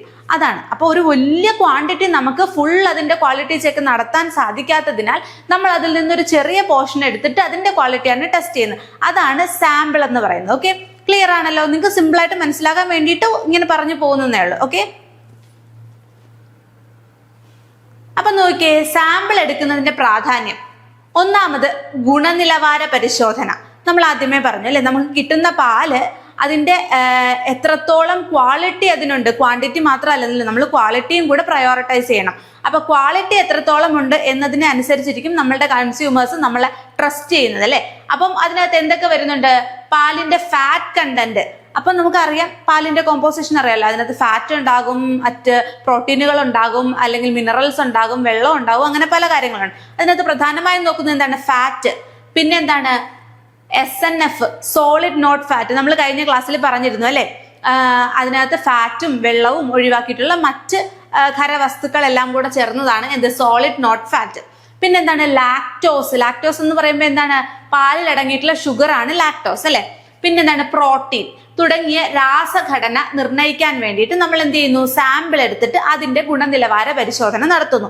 അതാണ് ഏറ്റവും വലിയ പ്രാധാന്യം എന്ന് പറയുന്നത്. അപ്പൊ സാമ്പിൾ എടുക്കുന്നതിന്റെ പ്രാധാന്യം പഠിക്കുമ്പോൾ ആദ്യം നമ്മൾ ഓർക്കേണ്ടതാണ് ഗുണനിലവാരം. ആ പാലിന്റെ കോമ്പോസിഷൻ എന്താണ് എന്നറിയാനും അതിനകത്ത് എന്തെങ്കിലും കൂടുതലുണ്ടോ കുറവുണ്ടോ അല്ലെങ്കിൽ അത് ക്വാളിറ്റി ഉള്ള പാലാണോ എന്നൊക്കെ തീരുമാനിക്കുന്നത് ഈ കോമ്പോസിഷൻ കറക്റ്റ് ആണോ എന്നതിന്റെ അടിസ്ഥാനത്തിലാണ്. അത് ഉപയോഗിക്കാൻ പറ്റുന്ന ഒരു കണ്ടീഷനിലാണോ, അതിന്റെ ഫാറ്റ് കണ്ടന്റ് ഓക്കെ ആണോ, SNF വാല്യൂ ഓക്കെ ആണോ, അതിനകത്ത് ലാക്ടോസ് ആവശ്യത്തിനുണ്ടോ, അതിൽ ആവശ്യത്തിന് പ്രോട്ടീൻ ഉണ്ടോ എന്നൊക്കെ ടെസ്റ്റ് ചെയ്യുന്നു. അപ്പൊ അതിന് വേണ്ടിയിട്ട് നമ്മളൊരു സാമ്പിൾ എടുത്തിട്ടാണ് ഈ ഗുണനിലവാര പരിശോധന നടത്തുന്നത്. ഇനി രണ്ടാമത്തത് നോക്കൂ, സൂക്ഷ്മാണുക്കളുടെ വിലയിരുത്തൽ. അതായത് നമ്മൾ പാലെടുക്കുമ്പം എന്താണ്, അതിനകത്ത് എന്തെങ്കിലുമൊക്കെ രീതിയിലുള്ള ബാക്ടീരിയൽ അല്ലെങ്കിൽ ഫംഗൽ കണ്ടാമിനേഷൻസ് ഒക്കെ വരാൻ സാധ്യതയുണ്ട്. എന്തെങ്കിലുമൊക്കെ മൈക്രോബിയൽ കണ്ടാമിനേഷൻസ് വരാൻ സാധ്യതയുണ്ട്. അതായത് ഇപ്പം ഈ മാസ്റ്റൈറ്റിസ് ഒക്കെ വരുന്ന, അല്ലെങ്കിൽ എന്തെങ്കിലും ഈ അകിട് വീക്കം അതുപോലത്തെ രോഗങ്ങളൊക്കെ വരുന്ന പശുക്കളിൽ നിന്ന് കളക്ട് ചെയ്യുന്ന പാലാകുമ്പം അതിനകത്ത് ആ മൈക്രോ ഓർഗാനിസംസിന്റെ പ്രസൻസ് കാണാനുള്ള സാധ്യതയുണ്ട്. പിന്നെ പാല് നമ്മൾ ഒരു തൊഴുത്തിൽ അല്ലെങ്കിൽ ഒരു പശുവിനെ അവിടെ നിന്ന് നമ്മൾ കർഷകരിൽ നിന്ന് കളക്ട് ചെയ്ത് കൊണ്ടുവരുന്ന, ട്രാൻസ്പോർട്ട് ചെയ്യുന്നു അല്ലെങ്കിൽ സൊസൈറ്റി കൊണ്ടുവരുന്നു, പ്രോസസ്സ് ചെയ്യുന്നു, ഏതൊരു ഘട്ടത്തിലും എന്താണ് മൈക്രോബിയൽ കണ്ടാമിനേഷൻസ് ഉണ്ടാവും. കാരണം നമ്മുടെ വായുവിൽ തന്നെ എന്താണ് ഇഷ്ടംപോലെ മൈക്രോ ഓർഗാനിസംസ് ഉണ്ടല്ലോ. അപ്പൊ ഏതെങ്കിലുമൊക്കെ രീതിയിൽ അല്ലെങ്കിൽ ഏതെങ്കിലും ഒരു പ്രോസസ്സിംഗ് സ്റ്റേജിലൊക്കെ വെച്ചിട്ട് ചിലപ്പോൾ ഇതിനകത്ത് കണ്ടാമിനേഷൻ ഉണ്ടാവും. അപ്പൊ അങ്ങനെ കണ്ടാമിനേഷൻ, മൈക്രോബിയൽ കണ്ടാമിനേഷൻ ഉണ്ടെങ്കിൽ ആ പാൽ എന്താകും? It will become unfit four drinking. നമുക്ക് കൺസ്യൂമേഴ്സിന് നൽകാൻ പറ്റാത്ത രീതിയിൽ അല്ലെങ്കിൽ എന്തെങ്കിലും ഹെൽത്ത് ഇഷ്യൂസ് ഒക്കെ ഉണ്ടാകാൻ സാധ്യതയുള്ള രീതിയിലേക്ക് അതിന്റെ കണ്ടാമിനേഷൻ നയിക്കും. അപ്പൊ അതുകൊണ്ട് തന്നെ ആ പാലിനകത്ത് സൂക്ഷ്മാണുക്കളുടെ പ്രസൻസ് ഉണ്ടോ എന്ന് വിലയിരുത്തേണ്ടത് ആവശ്യമാണ്. ഇതിനു വേണ്ടിയും എന്ത് ചെയ്യും? നമ്മൾ സാമ്പിളിംഗ് ചെയ്യും. പാലിന്റെ ശുചിത്വവും കേടാകാനുള്ള സാധ്യതയും ടെസ്റ്റ് ചെയ്യുന്ന ഒരു പ്രക്രിയയാണ് ഇതിനകത്ത് നടക്കുന്നത്. ഉദാഹരണത്തിന് MBRT പരിശോധന. അപ്പം നമ്മളുടെ മിൽക്കിന്റെ കേസിൽ മൈക്രോബിയൽ കണ്ടാമിനേഷൻ ഉണ്ടോ എന്ന് ടെസ്റ്റ് ചെയ്യാൻ വേണ്ടി പ്രധാനമായി ചെയ്യുന്ന ഒരു ടെസ്റ്റാണ് MBRT. എന്താണ്? Methylene blue reduction test. എന്താണ്? Methylene blue reduction test. Okay. അപ്പം ചിലപ്പോൾ സൂക്ഷ്മാണുക്കളുടെ പ്രസൻസ് ടെസ്റ്റ് ചെയ്യാൻ വേണ്ടിയിട്ട് ഉപയോഗിക്കുന്ന ടെസ്റ്റ് ഏതാണ് എന്നൊക്കെ ചോദിക്കും. ഇത് മാത്രമല്ല കേട്ടോ, ഒരുപാടുണ്ട്. എന്നാലും പ്രധാനമായിട്ടുള്ളതാണ് എന്ത്? Methylene blue reduction test. ഇനി ഇതിന്റെ വില നിർണയം. സംഭരിക്കുന്ന പാലിന്റെ ഗുണനിലവാരം അനുസരിച്ച് കർഷകർക്ക് നൽകേണ്ട വില നിശ്ചയിക്കാവുന്നതാണ്. അതായത് ഇപ്പം എന്തെങ്കിലുമൊക്കെ ഈ കോമ്പോസിഷനിൽ വളരെ കുറവുള്ള അല്ലെങ്കിൽ മോശം ഗുണനിലവാരത്തിലുള്ള പാലാണ് ഒരാൾ കൊണ്ടുവന്നത്, മറ്റൊരാൾ കൊണ്ടുവന്നത് നല്ല ഫാറ്റ് കണ്ടന്റും SNF-ഉം പ്രോട്ടീനും ഒക്കെ അടങ്ങിയിട്ടുള്ള നല്ല ക്വാളിറ്റിയുള്ള പാലാണ്. ഇവർക്ക് രണ്ടുപേർക്കും ഒരേ വില നൽകുന്നത് ശരിയല്ല അല്ലെ. അപ്പൊ ആ പാലിന്റെ ക്വാളിറ്റിക്ക് അനുസരിച്ചുള്ള വിലയായിരിക്കും കർഷകർക്ക് നൽകേണ്ടത്. അപ്പൊ ആ ഒരു വില നിർണ്ണയിക്കാൻ വേണ്ടിയിട്ടും നമ്മൾ എന്താണ്, അതിന്റെ സാമ്പിൾ ടെസ്റ്റ് ചെയ്തിട്ടാണ് അതിന്റെ കോമ്പോസിഷൻ മനസ്സിലാക്കി അതിന്റെ ക്വാളിറ്റി മനസ്സിലാക്കിയിട്ടാണ് നമ്മൾ വില നിർണ്ണയിക്കുന്നത് അല്ലെ. അപ്പൊ ഈ കാര്യങ്ങൾക്ക് വേണ്ടിയിട്ടാണ് നമ്മൾ എന്ത് ചെയ്യുന്നത്? സാമ്പിളിംഗ് എന്ന് പറയുന്ന പ്രക്രിയ ചെയ്യുന്നത്. അപ്പൊ ഒന്നും കൂടെ നോക്കാം. ഒന്നാമത്തത് ഗുണനിലവാര പരിശോധന. അതായത് ആ പാലിനകത്ത് അടങ്ങിയിട്ടുള്ള കോമ്പോസിഷൻ ഒക്കെ നോക്കുന്നു. എത്രത്തോളം ഫാറ്റ് ഉണ്ട്, SNF ഉണ്ട്. അതിനിപ്പോ ഈ മിൽക്കോ ടെസ്റ്റർ അല്ലെങ്കിൽ ലാക്ടോമീറ്റർ ഒക്കെ ഉണ്ട്. അപ്പം അങ്ങനെ കുറെ എന്താണ് ഓട്ടോമേറ്റഡ് ആയിട്ടുള്ള ഹൈ ലെവൽ എക്യുപ്മെന്റ്സും അല്ലെങ്കിൽ പണ്ടുകാലം തൊട്ട് ഉപയോഗിച്ചിട്ടുള്ള ഇൻസ്ട്രുമെന്റ്സും ഒക്കെ ഉണ്ട് നമുക്ക് ഈ കോമ്പോസിഷൻ അറിയാൻ വേണ്ടിയിട്ട് അല്ലെ. അപ്പം അങ്ങനെ ഫാറ്റ് കണ്ടന്റ്, ലാക്ടോസ്, പ്രോട്ടീൻ ഇതിന്റെ ഒക്കെ പ്രസൻസ് നോക്കുന്നു. പിന്നെ സൂക്ഷ്മാണുക്കളുടെ വിലയിരുത്തൽ, മൈക്രോ ഓർഗാനിസംസിന്റെ പ്രസൻസ് നോക്കുന്നു. അതിന് വേണ്ടിയിട്ട് ചെയ്യുന്ന ഒരു ടെസ്റ്റാണ് MBRT test, methylene blue reduction test. പിന്നെ എന്താണ്? അതിന്റെ വില നിർണ്ണയം. അതിന്റെ ക്വാളിറ്റി അനുസരിച്ചായിരിക്കും കർഷകർക്ക് അവർ ഡിസർവ് ചെയ്യുന്ന വില നൽകുന്നത്. അപ്പൊ ഇതൊക്കെയാണ് സാമ്പിൾ എടുക്കുമ്പോഴുള്ള എന്താണ് നമ്മൾ എന്തിനൊക്കെ വേണ്ടിയിട്ടാണ് സാമ്പിൾ എടുക്കുന്നത് എന്നുള്ളത്. ഇനി ഇത് അടുത്ത നോക്കിയേ, സാമ്പിൾ എടുക്കുന്നതിനുള്ള ഉപകരണങ്ങൾ. അതെന്തൊക്കെയാണ്? സാമ്പിൾ എടുക്കുന്നതിനായിട്ടുള്ള ഉപകരണങ്ങൾ വൃത്തിയുള്ളതും അണുവിമുക്തമായിരിക്കണം. അത് വളരെ ഇമ്പോർട്ടന്റ് ആണ്. നമ്മൾ പാല് അതിനകത്തുള്ള അൺവാണ്ടഡ് ആയിട്ടുള്ള മൈക്രോ ഓർഗാനിസംസിനെയൊക്കെ നശിപ്പിക്കാൻ വേണ്ടിയിട്ട് നമ്മൾ പാസ്ചറൈസേഷൻ ചെയ്യും അല്ലെ. അപ്പൊ പാല് നമ്മൾ അണുവിമുക്തമാക്കി, എന്നിട്ട് നമ്മൾ സാമ്പിൾ എടുക്കാൻ വേണ്ടിയിട്ട് അതിനകത്ത് കൊണ്ടുപോയി ഒരു വൃത്തിയില്ലാത്ത സാധനം ഇട്ട് കലക്കുവാണെങ്കിൽ എന്താ, എല്ലാം തീർന്നല്ലേ. കാരണം ഈ നമ്മൾ ഉപയോഗിക്കുന്ന ആ എക്യുപ്മെന്റ്സിലും എന്താണ്, മൈക്രോബിയൽ പ്രസൻസ് കാണാം. അപ്പൊ നമ്മൾ അത് കൊണ്ടുപോയി പാലിൽ യൂസ് ചെയ്ത് കഴിഞ്ഞാൽ പാലും കണ്ടാമിനേറ്റഡ് ആയി പോവില്ലേ. അതുകൊണ്ട് തന്നെ നമ്മൾ ഈ മിൽക്ക് പ്രോസസ്സിങ്ങിന്റെ സമയത്തും സാമ്പിളിങ്ങിന്റെ സമയത്തും ഉപയോഗിക്കുന്ന എല്ലാ എക്യുപ്മെന്റ്സും അല്ലെങ്കിൽ എല്ലാ ഇൻസ്ട്രുമെന്റ്സും അല്ലെങ്കിൽ ആ ഒരു സ്ഥലം മുഴുവൻ തന്നെയും എന്തായിരിക്കണം, സ്റ്റെറിലൈസ്ഡ് ആയിരിക്കണം. മൈക്രോബിയൽ കണ്ടാമിനേഷൻസോ അല്ലെങ്കിൽ മറ്റു രീതിയിലുള്ള പ്രശ്നങ്ങളോ ഇല്ല എന്ന് ഉറപ്പുവരുത്തിയിരിക്കണം. അതുകൊണ്ട് തന്നെ സാമ്പിളിങ്ങിന് എടുക്കുന്ന ഉപകരണങ്ങൾ എങ്ങനെയായിരിക്കണം? വൃത്തിയുള്ളതായിരിക്കണം. അതുപോലെ എന്താണ്, അണുവിമുക്തമായിരിക്കണം, സ്റ്റെറിലൈസ്ഡ് ആയിരിക്കണം. അപ്പൊ പാല് നമ്മൾ പാസ്ചറൈസ് ചെയ്യുന്നു, അതുപോലെ തന്നെ എന്താണ്, ആ പാലിന്റെ പ്രോസസ്സിങ്ങിനും സാമ്പിളിങ്ങിനും ഒക്കെ ആവശ്യമായിട്ടുള്ള ഇൻസ്ട്രുമെന്റ്സും മറ്റു കാര്യങ്ങളും ഒക്കെ നമ്മൾ സ്റ്റെറിലൈസ് ചെയ്ത് തന്നെ ഉപയോഗിക്കണം. യാതൊരു രീതിയിലുള്ള മൈക്രോബിയൽ കോണ്ടാക്റ്റും നമ്മുടെ പാലിലേക്ക് വരരുത് എന്ന് നമ്മൾ ഉറപ്പുവരുത്തിയിരിക്കണം. ഇനി ആദ്യത്തേതാണ് സ്റ്റിറർ. സ്റ്റിറർ എന്ന് പറയുമ്പോൾ എല്ലാവർക്കും അറിയാം, സ്റ്റിർ ചെയ്യാൻ വേണ്ടി, നന്നായിട്ട് ഇളക്കി യോജിപ്പിക്കാൻ വേണ്ടിയിട്ട് അല്ലെ, ഒന്ന് ഇളക്കാൻ വേണ്ടിയിട്ട്. അതാണ് സ്റ്റിറർ, നമുക്ക് എല്ലാവർക്കും അറിയാവുന്ന കാര്യമാണ്. അപ്പൊ ഇളക്കി യോജിപ്പിക്കാൻ വേണ്ടിയിട്ട് ഉപയോഗിക്കുന്ന ഒരു ഇൻസ്ട്രുമെന്റ് ആണ് സ്റ്റിറർ എന്ന് പറയുന്നത്. ഇനി അടുത്തത് നോക്കൂ, ഡിപ്പർ അല്ലെങ്കിൽ ലാഡിൽ എന്ന് പറയും. ഡിപ്പർ അല്ലെങ്കിൽ ലാഡിൽ എന്ന് പറയും. അതാണ് രണ്ടാമത് നമ്മൾ നോക്കാൻ പോകുന്നത്. അപ്പൊ ഡിപ്പർ എന്ന് പറയുമ്പോൾ എന്താണ്, ഡിപ്പ് ചെയ്യാൻ, മുക്കാൻ വേണ്ടിയിട്ട് അല്ലെ. ആ ഒരു എന്താണ്, ലിറ്ററലി ആ വാക്കിന്റെ അർത്ഥം ഒന്ന് ആലോചിച്ചിരുന്നാൽ മതി. പാത്രത്തിൽ നിന്ന് സാമ്പിൾ എടുക്കാൻ ഉപയോഗിക്കുന്ന നീണ്ട കൈപ്പിടിയുള്ള ഒരു ഉപകരണമാണ് എന്ത്, ഡിപ്പർ എന്ന് പറയുന്നത്. അപ്പം ഒരു സ്റ്റീലിന്റെ സംഭവം എന്ന് വെച്ചു, എന്നിട്ട് അതിന്റെ താഴെയാണ് ആ പാല് കളക്ട് ചെയ്യാനുള്ള ഒരു മഗ് പോലത്തെ സംഭവം. അപ്പൊ ഇതിങ്ങനെ ഇറക്കിയിട്ടാണ് എന്തെടുക്കുന്നത്, ആ പാലിനെ എടുക്കുന്നത്. അപ്പൊ അതാണ് ഡിപ്പ് ചെയ്തിട്ട് പാലിനെ എടുക്കുന്നു. ഓക്കെ, അപ്പൊ പാത്രത്തിൽ നിന്ന് സാമ്പിൾ എടുക്കാൻ ഉപയോഗിക്കുന്ന നീണ്ട കൈപ്പിടിയുള്ള ഉപകരണം. ഓക്കെ, അപ്പൊ ഒരു ലോങ് ഹാൻഡിൽ ഉണ്ടാവും, എന്നിട്ട് അതിന്റെ താഴെ ആയിരിക്കും എന്തുണ്ടാവുക, ആ ഒരു കപ്പ് പോലത്തെ സാധനം ഉണ്ടാവുക, കണ്ടിട്ടുണ്ടാവുമല്ലോ. അപ്പൊ അങ്ങനെ അതിനെ ഡിപ്പ് ചെയ്തിട്ടാണ് എന്താ, പാലിനെ എടുക്കുക. ഇനി സാമ്പിൾ ബോട്ടിലുകൾ ഉപയോഗിക്കും അല്ലെ. സാമ്പിൾ ബോട്ടിലുകൾ എന്തിനാണ് ഉപയോഗിക്കുന്നത്? സാമ്പിൾ ബോട്ടിലുകൾ ഉപയോഗിക്കുന്നത് സാമ്പിൾ സൂക്ഷിക്കാൻ ഉപയോഗിക്കുന്ന എയർ ടൈറ്റ് ആയിട്ടുള്ള വൃത്തിയുള്ള കുപ്പികളാണ് സാമ്പിൾ ബോട്ടിലുകൾ. അപ്പൊ നമ്മൾ സാമ്പിൾ കളക്ട് ചെയ്തു, എന്നിട്ട് എന്താണ്, അതിന് വൃത്തിയുള്ള ബോട്ടിലുകളിൽ സ്റ്റോർ ചെയ്തിട്ടാണ് നമ്മൾ അതിനെ എന്താണ്, ടെസ്റ്റിന് വേണ്ടി അയക്കുന്നത് അല്ലെ. അപ്പൊ ആ ബോട്ടിൽ എന്തായിരിക്കണം, വൃത്തിയുള്ളതായിരിക്കണം, എയർ ടൈറ്റ് ആയിരിക്കണം. ഓർക്കുക, വൃത്തിയുള്ള കുപ്പികളായിരിക്കണം. അതുപോലെ തന്നെ എന്താണ്, വായു കടക്കാത്ത എയർ ടൈറ്റ് ആയിട്ടുള്ള ബോട്ടിലുകളായിരിക്കണം. അതാണ് സാമ്പിൾ ബോട്ടിലുകൾ. ഇനി അടുത്തത് നോക്കൂ, പ്രിസർവേറ്റീവ്സ്. അപ്പൊ നമ്മള് സാമ്പിളിംഗ് നടത്തുമ്പോൾ ഉപയോഗിക്കുന്ന പ്രിസർവേറ്റീവ്സ് എന്താണ്, രാസഭൗതിക പരിശോധനകൾക്കായി സാമ്പിളുകൾ ദീർഘനേരം സൂക്ഷിക്കുകയാണെങ്കിൽ അതിനുവേണ്ടി ഉപയോഗിക്കുന്ന രാസവസ്തുക്കളെയാണ് നമ്മൾ എന്ത് പറയുന്നത്, പ്രിസർവേറ്റീവ്സ് എന്ന് പറയുന്നത്. ഉദാഹരണത്തിന് പൊട്ടാസ്യം ഡൈക്രോമേറ്റ്. അപ്പൊ ക്ലിയർ ആയല്ലോ. സാമ്പിൾ എടുക്കാൻ വേണ്ടിയിട്ട് ഉപയോഗിക്കുന്ന ഇൻസ്ട്രുമെന്റ്സ് ആണ് നമ്മൾ പറഞ്ഞത്. അത് ചെറിയ ചെറിയ സാധനങ്ങളാ പറഞ്ഞല്ലേ. ഒന്ന് സ്റ്റിറർ എന്ന് കേൾക്കുമ്പോഴേ അറിയാം, സ്റ്റിർ ചെയ്യാൻ വേണ്ടി, നന്നായി ഇളക്കി യോജിപ്പിക്കാൻ വേണ്ടിയിട്ട് ഉപയോഗിക്കുന്ന ഒരു ഇൻസ്ട്രുമെന്റ്, അതാണ് സ്റ്റിറർ എന്ന് പറയുന്നത്. വളരെ സിമ്പിൾ ആണ്. പിന്നെ എന്താണ്, ഡിപ്പർ അല്ലെങ്കിൽ ലാഡിൽ എന്ന് പറയുന്നത് ഒരു പാത്രത്തിൽ നിന്ന് നമ്മൾ പാലെടുക്കാൻ വേണ്ടി ഡിപ്പ് ചെയ്തെടുക്കുന്ന ഒരു നീണ്ട കൈപ്പിടിയുള്ള ഉപകരണം. ഇത്ര ഓർത്താൽ മതി. ഇതാണ് ഡിപ്പർ അല്ലെങ്കിൽ എന്താണ്, ലാഡിൽ എന്ന് പറയുന്നത്. ഇനി സാമ്പിളിംഗ് ബോട്ടിലുകൾ, സാമ്പിളിനെ കളക്ട് ചെയ്ത് സൂക്ഷിക്കുന്ന ബോട്ടിലുകൾ, അതെന്ന് പറയുമ്പം എയർ ടൈറ്റ് ആയിരിക്കണം. അതായത് വായു സഞ്ചാരം ഉണ്ടാവരുത്. ഉണ്ടെങ്കിൽ എന്താണ്, എന്തെങ്കിലും കണ്ടാമിനേഷൻസ് ഉണ്ടാവാനുള്ള സാധ്യതയുണ്ട്. അതുകൊണ്ട് എയർ ടൈറ്റ് ആയിട്ടുള്ള കണ്ടെയ്നർ ആയിരിക്കണം, വൃത്തിയുള്ള കണ്ടെയ്നർ ആയിരിക്കണം, കണ്ടാമിനേഷൻസ് ഒന്നും ഇല്ല എന്ന് ഉറപ്പുള്ള സ്റ്റെറൈൽ ആയിട്ടുള്ള ചെറിയ ബോട്ടിലുകളിലാണ് നമ്മൾ ഈ കളക്ട് ചെയ്യുന്ന സാമ്പിളിനെ സൂക്ഷിച്ചു വെക്കുന്നത്. പിന്നെ നമ്മൾ പറഞ്ഞ എന്താണ്, പ്രിസർവേറ്റീവുകൾ. എന്തിനാ നമ്മൾ പ്രിസർവേറ്റീവ് ഉപയോഗിക്കുന്നത്? നമുക്കറിയാം, പാലെന്ന് പറയുന്നത് എന്താണ്, പെരിഷബിൾ ആയിട്ടുള്ള ഒരു ഫുഡ് പ്രൊഡക്റ്റ് ആണ് അല്ലെ. അപ്പൊ കുറച്ച് എന്താണ്, ഒരു 4-5 മണിക്കൂർ വരെ റൂം ടെമ്പറേച്ചറിൽ വെച്ചാൽ തന്നെ എന്താണ്, പാല് നശിച്ചു പോകും, അല്ലെങ്കിൽ എന്താണ്, കണ്ടാമിനേറ്റഡ് ആയി പോകും അല്ലെ. അപ്പൊ അതുകൊണ്ട് നമ്മളിപ്പം ഈ സാമ്പിൾ കളക്ട് ചെയ്യുന്നതിന് വേണ്ടിയിട്ടാണ്, നമ്മളിപ്പം മൈക്രോബിയൽ പ്രസൻസ് കണ്ടുപിടിക്കാൻ വേണ്ടിയിട്ട്, അതിന്റെ കോമ്പോസിഷൻ കണ്ടുപിടിക്കാൻ വേണ്ടിയിട്ട്, അല്ലെങ്കിൽ എന്തെങ്കിലുമൊക്കെ ടെസ്റ്റുകൾ നടത്താൻ വേണ്ടിയിട്ടാണ് അല്ലെ. അപ്പൊ ടെസ്റ്റ് നടത്താൻ വേണ്ടിയിട്ട് ഇപ്പം ഒരു റൂറൽ ഏരിയയിൽ നിന്ന് കളക്ട് ചെയ്യുന്ന പാലാന്ന് വെച്ചോ, അതിന്റെ സാമ്പിൾ എടുത്തു. ഇതിന് ടെസ്റ്റ് ചെയ്യേണ്ടത് ചിലപ്പോൾ നഗരത്തിലായിരിക്കും അല്ലെ. അപ്പൊ ടെസ്റ്റ് ചെയ്യാൻ വേണ്ടി എവിടം വരെ കൊണ്ടുപോകണം. അപ്പൊ അതിന്റെ ട്രാൻസ്പോർട്ടേഷൻ ഉണ്ട്, അതിന് കറക്റ്റായിട്ട് ദീർഘനേരം നമ്മൾ ആ സാമ്പിളിൽ സൂക്ഷിച്ചു വെക്കണം. അവിടം വരെ പ്രശ്നങ്ങളൊന്നും ഇല്ലാതെ കൊണ്ടുപോയിട്ട് വേണം ടെസ്റ്റ് ചെയ്യാൻ. അപ്പൊ അങ്ങനെ ദീർഘനേരം സൂക്ഷിച്ചു വെക്കണമെങ്കിൽ അതിനകത്ത് എന്ത് ആഡ് ചെയ്യണം? പ്രിസർവേറ്റീവുകൾ ആഡ് ചെയ്യണം. അങ്ങനെ ഉപയോഗിക്കുന്ന ഒരു പ്രിസർവേറ്റീവിന്റെ പേരാണ് potassium dichromate. Okay, potassium dichromate. അപ്പൊ നമ്മൾ കുറച്ചും കൂടി ഡീറ്റെയിൽ ആയിട്ട് പഠിക്കും. അപ്പം സിംപിളി നമ്മൾ എന്തൊക്കെ ഇൻസ്ട്രുമെന്റ്സ് ആണെന്ന് ചോദിക്കുകയാണെങ്കിൽ ഈ പേരുകൾ ഓർത്തിരിക്കുക.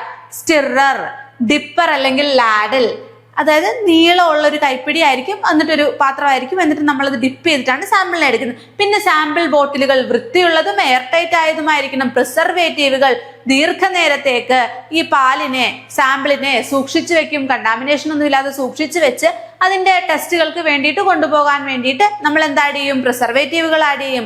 അതിന് ഉദാഹരണമാണ് എന്ത്? Potassium dichromate. ഇത്രയും ക്ലിയർ ആണല്ലോ. നമ്മൾ ഒരു സ്ലൈഡ് പറഞ്ഞു പോകുമ്പോൾ അതിനകത്തുള്ള എല്ലാ പോയിന്റുകളും നിങ്ങൾക്ക് ക്ലിയർ ആണെന്ന് ഉറപ്പുവരുത്തുക. അതിനകത്ത് ഇമ്പോർട്ടന്റ് ആയിട്ട് ഇങ്ങനെ മാർക്ക് ചെയ്ത് വരച്ച് പോകുന്ന കാര്യങ്ങളൊക്കെ അപ്പോഴേ നിങ്ങളുടെ തലയിൽ രജിസ്റ്റർ ആയിരിക്കണം. എന്നിട്ട് നമ്മൾ ഒന്നും കൂടെ PPT ഒക്കെ കണ്ടതിന് ശേഷം ഇതിന്റെ MCQs വർക്ക്ഔട്ട് ചെയ്യുകയാണെങ്കിൽ നിങ്ങൾക്ക് ആ ടോപ്പിക്ക് പക്കയായിരിക്കും. ക്ലിയർ ആണല്ലോ. ഇനി നോക്കിയേ, സാമ്പിൾ എടുക്കുന്നതിനുള്ള നടപടിക്രമങ്ങൾ. അപ്പം ഒരു സാമ്പിൾ കളക്ട് ചെയ്യുമ്പോൾ നമ്മൾ എന്താണ് അതിന് യൂസ് ചെയ്യുന്ന ഒരു പ്രോട്ടോകോൾ, അല്ലെങ്കിൽ നമ്മൾ എന്തൊക്കെയാണ് ചെയ്യേണ്ടതെന്നാണ് പഠിക്കുന്നത്. ഇത് മെയിൻലി എന്താണ്? FSSAI, food safety and standards authority of ഇന്ത്യയുടെ ഒരു പ്രോട്ടോകോൾ ഉണ്ട്. പക്ഷെ അതെന്ന് പറയുമ്പോൾ വലിയ എലാബറേറ്റ് ആയിട്ട് കുറെ കാര്യങ്ങളൊക്കെ നോക്കണം. നമ്മൾ സിമ്പിൾ ആയിട്ട് എന്താണ് സാമ്പിളിങ്ങിനകത്ത് ചെയ്യുന്നതെന്നാണ് പറയുന്നത്. അപ്പൊ ഇതിനകത്ത് തന്നെ പ്രധാനപ്പെട്ട എല്ലാ പോയിന്റുകളും ഇൻക്ലൂഡ് ചെയ്തിട്ടുണ്ട്. അപ്പൊ ആദ്യം ചെയ്യുന്നത് എന്താണ്? പാലിന്റെ ഏകീകരണം, അല്ലെങ്കിൽ അജിറ്റേഷൻ അഥവാ മിക്സിംഗ്. അപ്പൊ എന്തിനാണ് പാലിനെ ഏകീകരിക്കുന്നത്? പാലെന്ന് പറയുമ്പോൾ നമ്മൾ പശുവിൽ നിന്ന് ഡയറക്ട്ലി കളക്ട് ചെയ്യുന്നു. അപ്പൊ അതിനകത്ത് നമ്മൾ നേരത്തെ പറഞ്ഞ പോലെ എന്തൊക്കെ ഘടകങ്ങളുണ്ട്? വെള്ളമുണ്ട്, ഫാറ്റ് ഉണ്ട്, SNF ഉണ്ട്, പ്രോട്ടീൻ ഉണ്ട്, മിനറൽ ഉണ്ട്, അങ്ങനെ ഒരുപാട് കണ്ടന്റുകളുണ്ട്. അപ്പൊ ഇതിനകത്തെ പ്രധാനപ്പെട്ട ഘടകങ്ങളായിട്ടുള്ള കൊഴുപ്പ്, SNF എന്നിവ എളുപ്പത്തിൽ പാത്രത്തിന്റെ മുകളിലോ താഴെയോ അടിഞ്ഞുകൂടാൻ സാധ്യതയുണ്ട്. അപ്പൊ ഫാറ്റും SNFും പാത്രത്തിന്റെ താഴെയോ മുകളിലോ ആയിട്ട് അടിഞ്ഞുകൂടാം. അതായത് ആ പാല് കംപ്ലീറ്റ്ലി ഹോമോജനൈസ്ഡ് അല്ല. നമ്മൾ ഈ പറയുന്ന സാധനങ്ങൾ, ഈ കോമ്പോസിഷനിലുള്ള സാധനങ്ങളൊക്കെ ഇതിനകത്തുണ്ട്, പക്ഷെ അത് കംപ്ലീറ്റ്ലി ആ പാലിൽ മിക്സ്ഡ് ആയിരിക്കില്ല. ചിലപ്പം ഈ ഫാറ്റ്, SNF ഒക്കെ പൊങ്ങിക്കിടക്കാനോ താഴ്ന്നു കിടക്കാനോ പാൽപ്പാടയായിട്ട് കാണപ്പെടാനോ അങ്ങനെയൊക്കെയുള്ള സാധ്യതയുണ്ട് അല്ലെ. അപ്പൊ അതുകൊണ്ട് സാമ്പിൾ എടുക്കുന്നതിന് മുമ്പ് പാല് ഏകീകൃതമാക്കേണ്ടത് അത്യാവശ്യമാണ്. അതായത് നമ്മളൊരു പാലിന്റെ ഒരു ക്യാനിൽ നിന്ന് കുറച്ച് സാമ്പിൾ എടുക്കുമ്പോൾ അതിനകത്തുള്ള കണ്ടന്റ് എല്ലാ ഭാഗത്തും ഒരുപോലെയാണെന്ന് നമ്മൾ ഉറപ്പുവരുത്തണം അല്ലെ. എങ്കിൽ മാത്രമേ അതിനൊരു റെപ്രസെന്റേറ്റീവ് സാമ്പിൾ എന്ന് പറയാൻ സാധിക്കുകയുള്ളൂ. അല്ലാതെ മുകളിൽ നിന്ന് നമ്മൾ ഡിപ്പ് ചെയ്തെടുത്തപ്പോൾ മുകളിൽ കുറച്ച് പാൽപ്പാട ഉണ്ടായിരുന്നു, അല്ലെങ്കിൽ മുകളിൽ കുറച്ച് ഫാറ്റ് കണ്ടന്റ് കൂടുതലായിരുന്നെങ്കിൽ നമ്മൾ ആ എടുക്കുന്ന സാമ്പിള് ആ മൊത്തം പാലിനെ റെപ്രസെന്റ് ചെയ്യോ? ഇല്ലല്ലേ.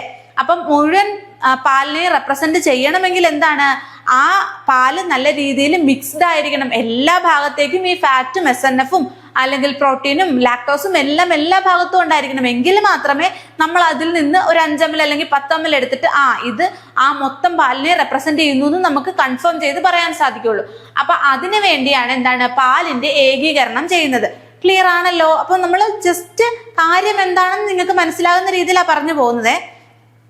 അതുകൊണ്ട് സാമ്പിൾ എടുക്കുന്നതിന് മുമ്പ് പാലിന്റെ ഏകീകരണം അത്യാവശ്യമാണെന്ന് പറഞ്ഞു. ഇനി നോക്കിക്കേ, പാല് സൂക്ഷിക്കുന്ന പാത്രം അല്ലെങ്കിൽ ടാങ്ക്, ക്യാൻ എന്നിവയുടെ ആഴം അനുസരിച്ച് വൃത്തിയുള്ള സ്റ്റീൽ സ്റ്റിറർ ഉപയോഗിച്ച് 3 മുതൽ 5 മിനിറ്റ് വരെ വളരെ നന്നായി ഇളക്കി യോജിപ്പിക്കുക.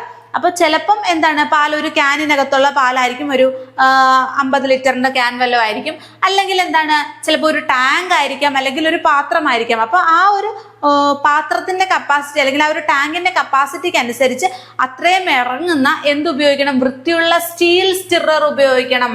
എന്തുപയോഗിക്കണം? വൃത്തിയുള്ള സ്റ്റീൽ സ്റ്റിറർ ഉപയോഗിക്കണം. ഉപയോഗിച്ച് എത്ര സമയം വേണം? 3 മുതൽ 5 മിനിറ്റ് വരെ. 3 മുതൽ 5 മിനിറ്റ് വരെ നന്നായി ഇളക്കി യോജിപ്പിക്കുക. അപ്പൊ അതാണ് ചെയ്യേണ്ടത്. അപ്പൊ പാല് ഏകീകരിക്കുന്നത് എന്തുകൊണ്ടാണ്? അതിന്റെ പ്രധാനപ്പെട്ട ഘടകങ്ങളായിട്ടുള്ള ഫാറ്റും SNFും, അതായത് കൊഴുപ്പ്, ഫാറ്റ്, അതുപോലെ SNF, സോളിഡ് നോട്ട് ഫാറ്റ്, ഇതൊക്കെ എളുപ്പത്തിൽ പാത്രത്തിന്റെ മുകളിലോ താഴെയോ അടിഞ്ഞുകൂടാൻ സാധ്യതയുണ്ട്. അപ്പോ അത് ആ എൻ്റയർ മിൽക്കിനെ റെപ്രസെന്റ് ചെയ്യുന്ന ഒരു സാമ്പിൾ ആയിട്ട് മാറില്ല. അപ്പോൾ അത് അങ്ങനെ ആകണമെങ്കിൽ നല്ല രീതിക്ക് മിക്സ് ചെയ്യണം, എല്ലാ ഭാഗത്തേക്കും എത്തിക്കണം. അപ്പൊ അതിനു വേണ്ടി നമ്മൾ എന്ത് ചെയ്യുന്നു, ആ പാത്രം എങ്ങനെയാണോ അതിന്റെ കപ്പാസിറ്റിക്ക് അനുസരിച്ച് നീളമുള്ള വൃത്തിയുള്ള ഒരു സ്റ്റിറർ ഉപയോഗിച്ച് എന്ത് ചെയ്യണം, നന്നായി ഇളക്കി യോജിപ്പിക്കണം. എത്ര സമയം? 3 to 5 minutes. അത് ഇമ്പോർട്ടന്റ് ആണ്. 3 to 5 minutes നന്നായി ഇളക്കി യോജിപ്പിക്കണം. അപ്പോഴാണ് എന്താണ്, അവിടെ ഒരു അജിറ്റേഷൻ നടക്കുന്നു, നല്ല രീതിയിലുള്ള മിക്സിംഗ് നടക്കുന്നു, ഈ ഫാറ്റും SNF ഒക്കെ എല്ലാ ഭാഗത്തേക്കും സ്പ്രെഡ് ആവുന്നു. പാലിലെ കൊഴുപ്പ് കണങ്ങൾ താഴെയോ മുകളിലോ തങ്ങി നിൽക്കുന്നില്ല എന്ന് ഉറപ്പ് വരുത്തണം. അപ്പൊ പാലിലെ കൊഴുപ്പ് കണങ്ങൾ താഴെയോ മുകളിലോ തങ്ങി നിൽക്കുന്നില്ല എന്ന് ഉറപ്പ് വരുത്തണം. ഇതാണ് ഈ ഒരു പാലിന്റെ ഏകീകരണത്തിൽ നിന്ന് ഉദ്ദേശിക്കുന്നത്. ക്ലിയർ ആയല്ലോ? അടുത്ത നോക്കിയേ, സാമ്പിൾ ശേഖരണം. ഇനി എങ്ങനെയാണ് സാമ്പിൾ ശേഖരിക്കേണ്ടത്? സാമ്പിൾ എടുക്കുന്നയാൾ വ്യക്തിഗത ശുചിത്വം പാലിക്കണം. വളരെ ഇമ്പോർട്ടന്റ് ആണ്. അതായത് ഇപ്പൊ പാല് കർഷകൻ കൊണ്ടുവന്നു, അപ്പൊ നമ്മൾ ഇതിന്റെ സാമ്പിൾ എടുക്കാൻ പോവാണ്. കയ്യിലെ നഖമൊന്നും വെട്ടാതെ അഴുക്കൊക്കെ പിടിച്ച് നഖമൊക്കെ ആയിട്ട് മുടിയൊക്കെ പിച്ചി പറിച്ചിട്ടിട്ട് പോയി സാമ്പിൾ കളക്ട് ചെയ്താൽ ശരിയാവോ? ഇല്ല. അപ്പോ അതിനു വേണ്ടിയിട്ട് ആ സാമ്പിൾ എടുക്കുന്നയാൾ എന്തായിരിക്കണം? നല്ല ക്ലീൻ ആയിരിക്കണം, വ്യക്തി ശുചിത്വം പാലിച്ചിരിക്കണം. കയ്യുറകൾ ഉപയോഗിക്കാം, അല്ലെങ്കിൽ എന്താണ് ഹെയർ നെറ്റ്, മുടിയൊക്കെ നല്ല രീതിക്ക് കെട്ടിവെക്കുന്ന. അതുപോലെ നമ്മൾ പാലിന്റെ കാര്യം പറയുമ്പോൾ പറയണം ഷോർട്ട് കട്ട് ആയിരിക്കണം, നെയിൽസ് ഷോർട്ട് കട്ട് ആയിരിക്കണം, ഹെയർ ഷോർട്ട് കട്ട് ആയിരിക്കണം എന്നൊക്കെ പറയും. ഇനി സ്ത്രീകളാണെങ്കിൽ എന്താണ്, ആ ഒരു ഹെയർ നെറ്റ് യൂസ് ചെയ്യണം എന്നൊക്കെ പറയും. പിന്നെന്താണ്, തീർച്ചയായിട്ടും ഗ്ലൗസ് ഉപയോഗിക്കുന്നത് നല്ലതായിരിക്കും. ഇനി ഇളക്കി യോജിപ്പിച്ച ഉടനെ തന്നെ വൃത്തിയുള്ള ഡിപ്പർ ഉപയോഗിച്ച് പാലെടുക്കുക. അപ്പൊ നന്നായിട്ട് ആദ്യം എന്താണ്, ഒരു സ്റ്റിറർ ഉപയോഗിച്ച് 3 മുതൽ 5 മിനിറ്റ് വരെ നല്ല രീതിക്ക് മിക്സ് ചെയ്ത് എല്ലാ ഭാഗത്തേക്കും ഈ ഫാറ്റും SNF ഒക്കെ എത്തിച്ച് അപ്പം എന്താണ് അതിന്റെ കോമ്പോസിഷൻ ഒന്ന് ഹോമോജനൈസ്ഡ് ആയി, കോമ്പോസിഷൻ എല്ലാ ഭാഗത്തേക്കും എന്താണ് ഏകീകൃതമായി. അതിനുശേഷം ഒരു വൃത്തിയുള്ള ഡിപ്പർ ഉപയോഗിച്ച്, അവിടെയും ഇമ്പോർട്ടന്റ് ആണ്, വൃത്തി വേണം. വൃത്തിയുള്ള ഡിപ്പർ ഉപയോഗിച്ചിട്ട് പാലെടുക്കുക. ഡിപ്പർ ഉപയോഗിച്ചെടുക്കുന്ന സാമ്പിൾ ഉടനെ തന്നെ അണുവിമുക്തമാക്കിയ സാമ്പിൾ ബോട്ടിലിലേക്ക് മാറ്റുക.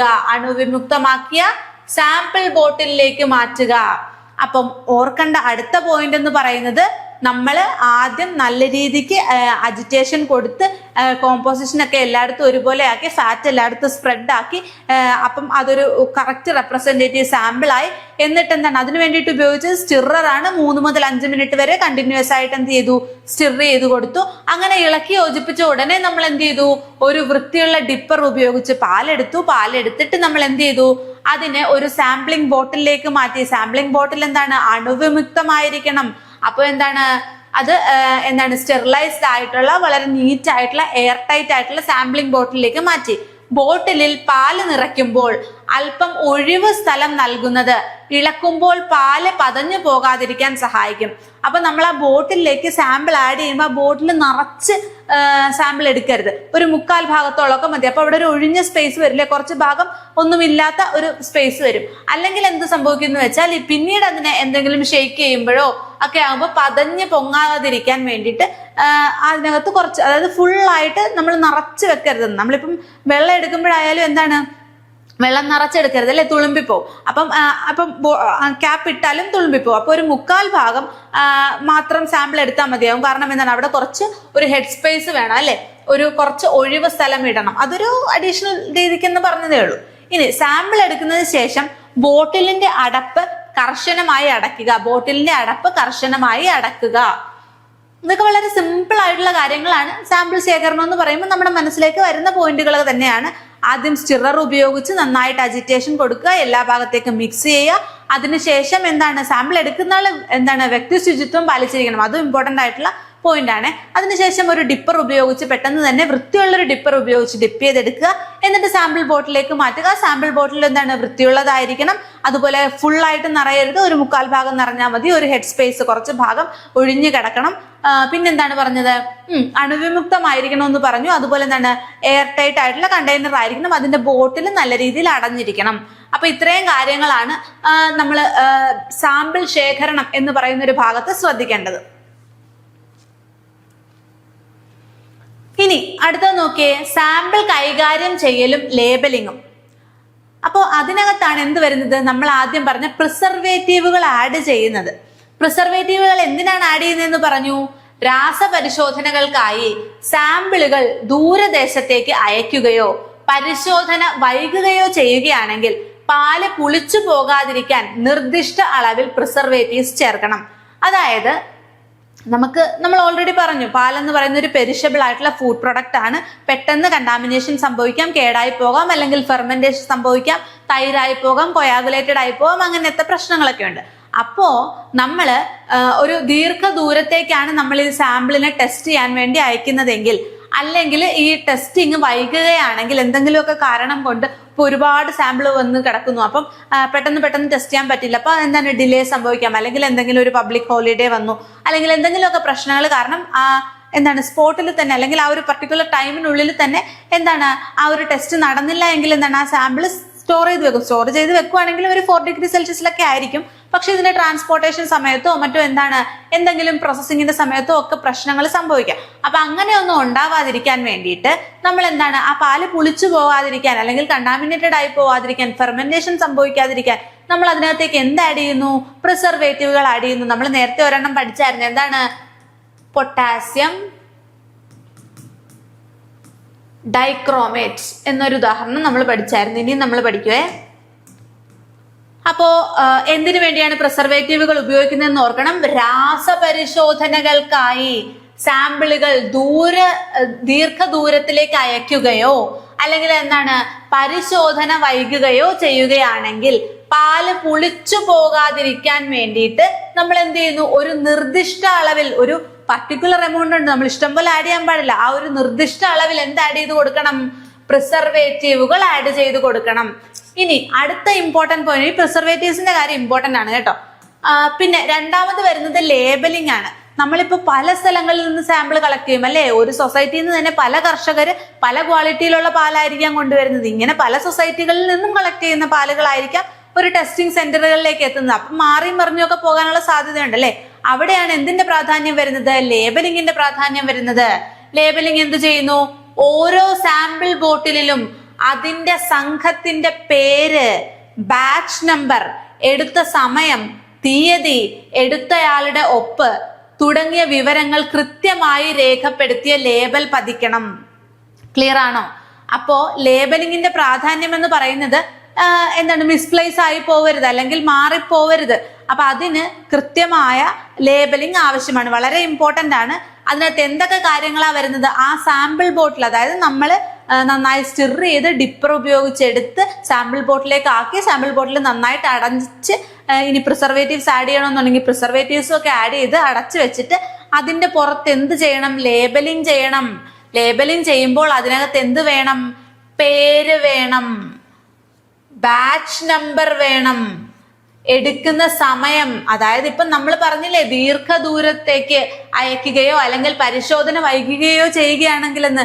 അപ്പൊ ഏതാണ് ആദ്യം എടുത്ത സാമ്പിൾ, ഏതാണ് പിന്നെ എടുത്ത സാമ്പിൾ, എത്ര ദിവസം പഴക്കമുണ്ട് ഇതിനെന്നൊക്കെ അറിയണമെങ്കിൽ എന്ത് വേണം? കൃത്യമായ ഡേറ്റ് അതിൽ രേഖപ്പെടുത്തിയിരിക്കണം. അതുകൊണ്ട് എടുത്ത സമയവും തീയതിയും രേഖപ്പെടുത്തിയിരിക്കണം. പിന്നെ എന്താണ്? എടുത്ത ആളുടെ ഒപ്പും വേണം, ആരാണ് സാമ്പിൾ എടുത്തത് എന്ന് ഉറപ്പ് വേണം അല്ലെ? ഇൻ കേസ് ഈ സാമ്പിൾ കളക്ട് ചെയ്യുന്ന ആൾക്ക് എന്തെങ്കിലും ഒരു രോഗമുണ്ടെങ്കിൽ, അല്ലെങ്കിൽ ഇതിന് സാമ്പിളിൽ എന്തെങ്കിലും പ്രശ്നം വന്നെങ്കിൽ അത് ഇന്ന ആളുമായിട്ട് റിലേറ്റഡ് ആണെന്ന് അറിയാൻ, അല്ലെങ്കിൽ ഇത് അയാൾ എൻഷുർ ചെയ്യുന്നു ഈ സാമ്പിൾ ഞാൻ ഇന്ന സ്ഥലത്ത് നിന്ന് കളക്ട് ചെയ്തതാണ് എന്ന് ഉറപ്പ് വരുത്താനൊക്കെ എന്താണ് ഈ ഒരു ഒപ്പ് സഹായകമായിരിക്കും. അപ്പം ഞാൻ ഇങ്ങനെ കാര്യങ്ങൾ നിങ്ങളുടെ മനസ്സിലേക്ക് വരാൻ വേണ്ടിയിട്ടാട്ടോ ഇങ്ങനെ പറയുന്നത്. അപ്പൊ പേര് വേണം എന്ന് പറഞ്ഞു, ബാച്ച് നമ്പർ വേണമെന്ന് പറഞ്ഞു, എടുക്കുന്ന സമയവും തീയതിയും, അതുപോലെ എന്താണ് ആരാണോ കളക്ട് ചെയ്തത് അയാളുടെ ഒപ്പ് വേണം. അപ്പോഴാണ് അതെന്താണ് ഒരു കറക്റ്റ് സാമ്പിൾ ആകത്തുള്ളൂ. അപ്പൊ ലേബലിംഗ് എന്ന് പറയുന്നത് വളരെ ഇമ്പോർട്ടന്റ് ആണ്. ക്ലിയർ ആണല്ലോ? ഇനി സംഭരണം. സാമ്പിളുകൾ എത്രയും വേഗം ലബോറട്ടറിയിൽ എത്തിക്കണം. അതുവരെ അവയുടെ ഗുണനിലവാരം നിലനിർത്താൻ തണുത്ത താപനിലയിൽ, എങ്ങനത്തെ താപനിലയിൽ? തണുത്ത താപനിലയിൽ ഏകദേശം ഒരു 2 to 4 ഡിഗ്രി സെൽഷ്യസ് ആണ് സാധാരണ എടുക്കുക. 2 to 4 ഡിഗ്രി സെൽഷ്യസിലാണ് സൂക്ഷിക്കേണ്ടത്. അപ്പൊ ഏറ്റവും നല്ലത് നമ്മൾ സാമ്പിൾ കളക്ട് ചെയ്ത് ലേബൽ ചെയ്ത് അപ്പൊ തന്നെ ടെസ്റ്റിന് കൊടുക്കുക എന്നുള്ളതാണ്.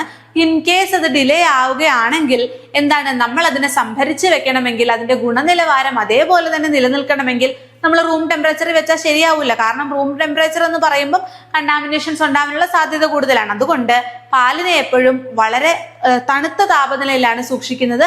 2 to 4 ഡിഗ്രി സെൽഷ്യസ് ആണ്. ഓക്കെ, അപ്പം ഒരു 2 to 4 ഡിഗ്രി സെൽഷ്യസ്, ചിലപ്പോൾ ഓപ്ഷനിൽ 4 ഡിഗ്രി സെൽഷ്യസ് ആയിരിക്കും. അപ്പൊ ഓർക്കണം. അപ്പം സാമ്പിൾ കൈകാര്യം ചെയ്യുന്നതും ലേബലിംഗും എന്ന് പറയുന്ന ഒരു ടോപ്പിക് വളരെ ഇമ്പോർട്ടന്റ് ആണ്. ആദ്യത്തെ കാര്യം, ഇപ്പൊ നമ്മൾ ദീർഘദൂരത്തേക്കാണ് ടെസ്റ്റിങ്ങിന് വിടുന്നത്, അല്ലെങ്കിൽ ടെസ്റ്റിംഗ് വൈകുകയാണ്, ഇങ്ങനത്തെ സാഹചര്യങ്ങളിൽ എന്താണ്, നമ്മൾ അതിലേക്ക് പ്രിസർവേറ്റീവുകൾ ആഡ് ചെയ്യണം. ഒരു നിർദ്ദിഷ്ട അളവിൽ പ്രിസർവേറ്റീവുകൾ ആഡ് ചെയ്യണം. ഉദാഹരണമാണ് പൊട്ടാസ്യം ഡൈക്രോമേറ്റ്. പിന്നെ നമ്മൾ പറഞ്ഞു ലേബലിംഗ് ചെയ്യണം. ഒരു സാമ്പിൾ എവിടെ നിന്ന് കളക്ട് ചെയ്തതാണ്, എത്ര ദിവസം പഴക്കമുണ്ട്, എന്താണ്, എവിടെ നിന്നാണ് എന്നൊക്കെ അറിയണമെങ്കിൽ എന്താണ്, തീർച്ചയായിട്ടും നമ്മൾ അതിനെ എന്താണ് ലേബൽ ചെയ്തിരിക്കണം. അതിനകത്ത് എന്ത് വേണം, പേര് വേണം, ബാച്ച് നമ്പർ വേണം, എടുത്ത സമയം വേണം, തീയതി വേണം, പിന്നെ എന്ത് വേണം, എടുത്ത ആളുടെ ഒപ്പ് വേണം. അപ്പൊ ഇങ്ങനത്തെ കാര്യങ്ങൾ കൃത്യമായിട്ട് രേഖപ്പെടുത്തി ഇരിക്കണം. എങ്കിലും മാത്രമേ അതിന്റെ ഒരു പ്രോപ്പർ ലേബലിംഗ് നടന്നു എന്ന് പറയാൻ സാധിക്കുള്ളൂ. പിന്നെ സംഭരണം.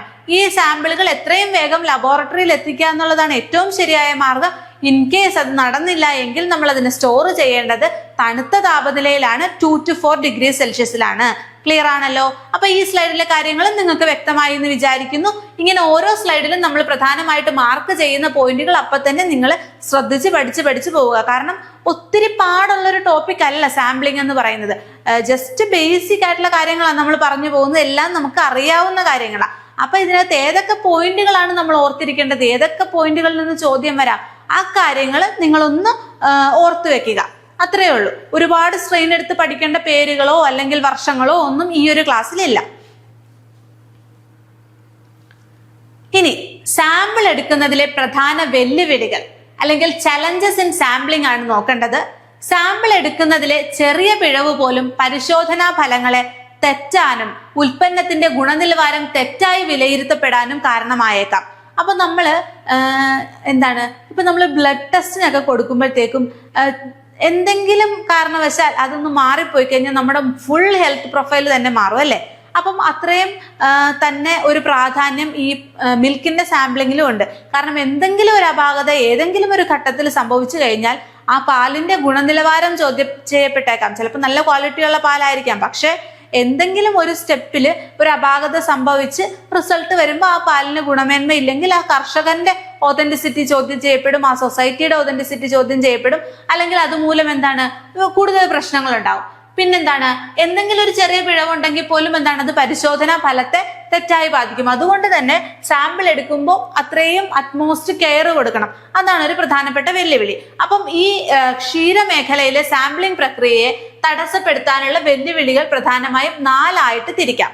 ആദ്യത്തത് ലോജിസ്റ്റിക് അല്ലെങ്കിൽ ഘടനാപരമായ പ്രശ്നങ്ങൾ ഉണ്ടാകാം. ലോജിസ്റ്റിക് അല്ലെങ്കിൽ ഘടനാപരമായ പ്രശ്നങ്ങൾ ഉണ്ടാവാം. രണ്ടാമത്തത് പ്രതിനിധിധാനത്തിലെ പ്രശ്നങ്ങളും മലിനീകരണ സാധ്യതകളും. എന്തെങ്കിലും ആ ഒരു റെപ്രസെന്റേറ്റീവ് സാമ്പിളിന് എന്തെങ്കിലും പ്രശ്നം സംഭവിക്കുക, അല്ലെങ്കിൽ മലിനീകരണത്തിനുള്ള എന്തെങ്കിലും രീതിയിലുള്ള കണ്ടാമിനേഷൻസ് ഉണ്ടാവാനുള്ള സാധ്യത. പിന്നെന്താണ്, സമയബന്ധിത പരിശോധനയും മായം ചേർക്കലും. ആ ഒരു കറക്റ്റ് ടൈം പീരീഡിൽ തന്നെ ഇതിന് ടെസ്റ്റിംഗ് നടക്കണം എന്നുള്ളത് ഇമ്പോർട്ടന്റ് ആണ്. അത് ഡിലേ ആവുകയാണെങ്കിൽ ചിലപ്പോൾ പ്രശ്നം സംഭവിക്കാം. അതുപോലെ എന്തെങ്കിലുമൊക്കെ അഡൾട്ടറേഷൻസ് ഉണ്ടെങ്കിലും പ്രശ്നം സംഭവിക്കാം. പിന്നെന്താണ്, വിഭവ പരിമിതികളും സാങ്കേതിക വെല്ലുവിളികളും. അപ്പൊ ഈ ഓരോ പോയിന്റുകളും നമ്മൾ ഡീറ്റെയിൽ ആയിട്ട് ഡിസ്കസ് ചെയ്യും. ഓക്കെ, അപ്പം ചിലപ്പോ നിങ്ങളുടെ ഓപ്ഷനിൽ സാമ്പിളിംഗ് എടുക്കുമ്പോൾ ഉള്ള പ്രധാന വെല്ലുവിളികൾ ഏതൊക്കെയാണ് എന്ന് പറഞ്ഞു കൊടുക്കുകയാണെങ്കിൽ ഓപ്ഷനിൽ വരുന്നത് ഈ കാര്യങ്ങളായിരിക്കാം. ഇനി ഈ ഓരോ കാര്യങ്ങളെ കുറിച്ച് നമ്മൾ ഡീറ്റെയിൽ ആയിട്ട് പഠിക്കും. എന്നാൽ ഈ പോയിന്റുകൾ ജസ്റ്റ് ഓർത്ത് വെച്ചേക്ക്. ഒന്ന് ലോജിസ്റ്റിക് അല്ലെങ്കിൽ ഘടനാപരമായ പ്രശ്നങ്ങൾ, പിന്നെ പ്രതിനിധാനത്തിലെ പ്രശ്നങ്ങളും മലിനീകരണ സാധ്യതയും, സമയബന്ധിത പരിശോധനയും മായം ചേർക്കലും, വിഭവ പരിമിതികളും സാങ്കേതിക വെല്ലുവിളികളും. ഇനി ഇത് ഓരോന്നായിട്ട് നോക്കാം. ആദ്യത്തെ നോക്കിയേ, ലോജിസ്റ്റിക് അല്ലെങ്കിൽ ഘടനാപരമായ പ്രശ്നങ്ങൾ എന്തൊക്കെയാണെന്ന് നോക്കിയേ. ഇന്ത്യയിലെ ക്ഷീര വ്യവസായം അഭിമുഖീകരിക്കുന്ന ഏറ്റവും വലിയ വെല്ലുവിളികളിൽ ഒന്നാണ് ഈ ഒരു ഘടനാപരമായ പ്രശ്നങ്ങൾ. വിശാലമായ ഗ്രാമീണ ക്ഷീര ശൃംഖലയിൽ നിന്ന് പാൽ ശേഖരിക്കുവാനും ലാബുകളിലേക്ക് എത്തിക്കാനും ശ്രമകരമാണ്. കാരണം കൂടുതലും നമുക്കറിയാം കൃഷി ക്ഷീര കർഷകരെന്ന് പറയുമ്പോൾ കൂടുതലായിട്ടും റൂറൽ ഏരിയാസിലാണ്, ഗ്രാമപ്രദേശങ്ങളിലാണല്ലേ. അപ്പൊ അവരെ സംബന്ധിച്ചിടത്തോളം ഇതിന്റെ ക്വാളിറ്റി ടെസ്റ്റ് ചെയ്യാനുള്ള എക്യുപ്മെന്റ്സോ അല്ലെങ്കിൽ അതിനുള്ള ഫെസിലിറ്റീസോ ഒന്നും ഈ ഗ്രാമപ്രദേശങ്ങൾ കാണത്തില്ല. അപ്പോൾ എന്താണ് കുറച്ച് ദൂരെയുള്ള എവിടെയെങ്കിലും ഒക്കെ ആയിരിക്കും ഇതിന്റെ സാമ്പിൾ ടെസ്റ്റ് ചെയ്യുന്നതൊക്കെ. അപ്പൊ അതുകൊണ്ട് തന്നെ അവിടെ നിന്ന് ഈ കർഷകരുടെ കൃഷി എന്താണ് അവരുടെ ഒരു തൊഴിലിടത്തിൽ നിന്ന് പാല് കളക്ട് ചെയ്ത് ഈ നഗരത്തിലേക്ക് എത്തിക്കുക എന്ന് പറയുമ്പോൾ അവിടെ ട്രാൻസ്പോർട്ടേഷന്റെ പ്രശ്നം വരുന്നു, പ്രോസസ്സിങ്ങിന്റെ പ്രശ്നം വരുന്നു അല്ലെ. അപ്പൊ ഇതൊക്കെ എന്താണ് ഇതിന്റെ ഘടനാപരമായിട്ടുള്ള അല്ലെങ്കിൽ ലോജിസ്റ്റിക് ആയിട്ടുള്ള ഇഷ്യൂസിന് കാരണമാകുന്നു. കൂടാതെ വിദൂര പ്രദേശങ്ങളിലെ മോശം അടിസ്ഥാന സൗകര്യങ്ങൾ, അതായത് പുവർ ഇൻഫ്രാസ്ട്രക്ചർ കാരണം എന്താണ് സാമ്പിളുകൾ കൃത്യസമയത്ത് താപനില നിയന്ത്രിച്ച് ലാബിലേക്ക് എത്തിക്കാൻ കഴിയാതെ വരുന്നത് സാമ്പിളിന്റെ സമഗ്രതയെ ബാധിക്കുന്നു. അപ്പൊ നമ്മൾ രണ്ട് കാര്യങ്ങൾ പറഞ്ഞു. ഒന്ന്, ഈ ഗ്രാമപ്രദേശങ്ങളിലാണ് കൂടുതലായിട്ടും ഈ ക്ഷീര കർഷകരുള്ളത്. അപ്പൊ അവിടെ നിന്ന് പാലിനെ ശേഖരിച്ച് ലാബുകളിലേക്ക് എത്തിക്കുക എന്ന് പറയുന്നത് വളരെ ശ്രമകരമായിട്ടുള്ള ഒരു പ്രോസസ്സാണ്. കാരണം ട്രാൻസ്പോർട്ടേഷൻ ടൈംലി ആയിട്ട് അവിടെ എത്തിക്കുക എന്നൊക്കെ പറയുന്നത് കുറച്ച് ബുദ്ധിമുട്ടായിട്ടുള്ള കാര്യമാണ് അല്ലെ. അപ്പം എന്താണ് ഗ്രാമപ്രദേശങ്ങളിലെ ക്ഷീര ശൃംഖലയെ ഇത് ബാധിക്കുന്നുണ്ട്. രണ്ടാമത് പറയുന്നതാണ് വിദൂര പ്രദേശങ്ങളിൽ എന്താണ് മോശം അടിസ്ഥാന സൗകര്യങ്ങളായിരിക്കും ഉണ്ടായിരിക്കുക, പുവർ ഇൻഫ്രാസ്ട്രക്ചർ ആയിരിക്കും.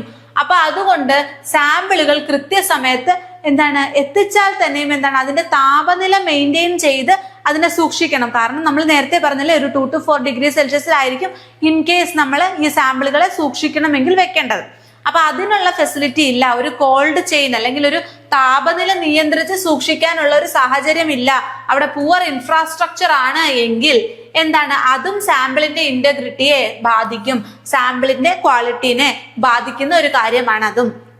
അപ്പം ഒന്ന് പുവർ ഇൻഫ്രാസ്ട്രക്ചർ ആണ്, അതിന്റെ താപനില മെയിൻറ്റെയിൻ ചെയ്യാനുള്ള കണ്ടീഷൻസ് ഇല്ല, അങ്ങനത്തെ പ്രശ്നങ്ങൾ വരാം. അല്ലെങ്കിൽ എന്താണ് ഗ്രാമപ്രദേശങ്ങളാണ്, അവിടെ നിന്ന് ടെസ്റ്റിംഗ് ലാബുകളിലേക്ക് എത്തിക്കാനുള്ള അസൗകര്യം. ഈ രണ്ട് കാര്യങ്ങളാണ് ഇതിന്റെ ലോജിസ്റ്റിക് അല്ലെങ്കിൽ ഘടനാപരമായ പ്രശ്നങ്ങൾ വരുന്നത്. ഇനി പ്രതിനിധാനത്തിലെ പ്രശ്നങ്ങളും മലിനീകരണ സാധ്യതയും. പാൽ എന്ന് പറയുന്നത് എന്താണ് ഒരു ഹെട്രോജിനസ് ആയിട്ടുള്ളൊരു മിക്സ്ചർ ആണ് അല്ലെ. അപ്പൊ പാലിനകത്ത് എന്തൊക്കെയുണ്ടെന്ന് പറഞ്ഞു? ഫാറ്റ് ഉണ്ട്, SNF ഉണ്ട്, പ്രോട്ടീൻസ് മീൻസ് ഫാറ്റ് ഉണ്ട്, പ്രോട്ടീൻസ് ഉണ്ട്, മിനറൽസ് ഉണ്ട്, വാട്ടർ ഉണ്ട്, അങ്ങനെ പല ഘടകങ്ങളുണ്ട് അല്ലെ. അപ്പം എന്താണ് ഈ SNF എന്ന് പറയുന്നത് സോളിഡ് നോട്ട് ഫാറ്റ് ആണ്. ഫാറ്റ് വെച്ചുള്ള ബാക്കി എല്ലാ കാര്യങ്ങളും ചേർന്നാണ് SNF. അപ്പൊ നമ്മൾ ഘടന പറയുമ്പോൾ എന്താണ് ഫാറ്റ്, പ്രോട്ടീന്, മിനറൽസ്, വെള്ളം, അങ്ങനത്തെ കാര്യങ്ങളാണ് കേട്ടോ വരുന്നത്. അങ്ങനെ മാറിപ്പോരും. നമ്മൾ കോമ്പോസിഷൻ പഠിക്കുമ്പോൾ നമ്മൾ ഡീറ്റെയിൽ ആയിട്ട് പറയും.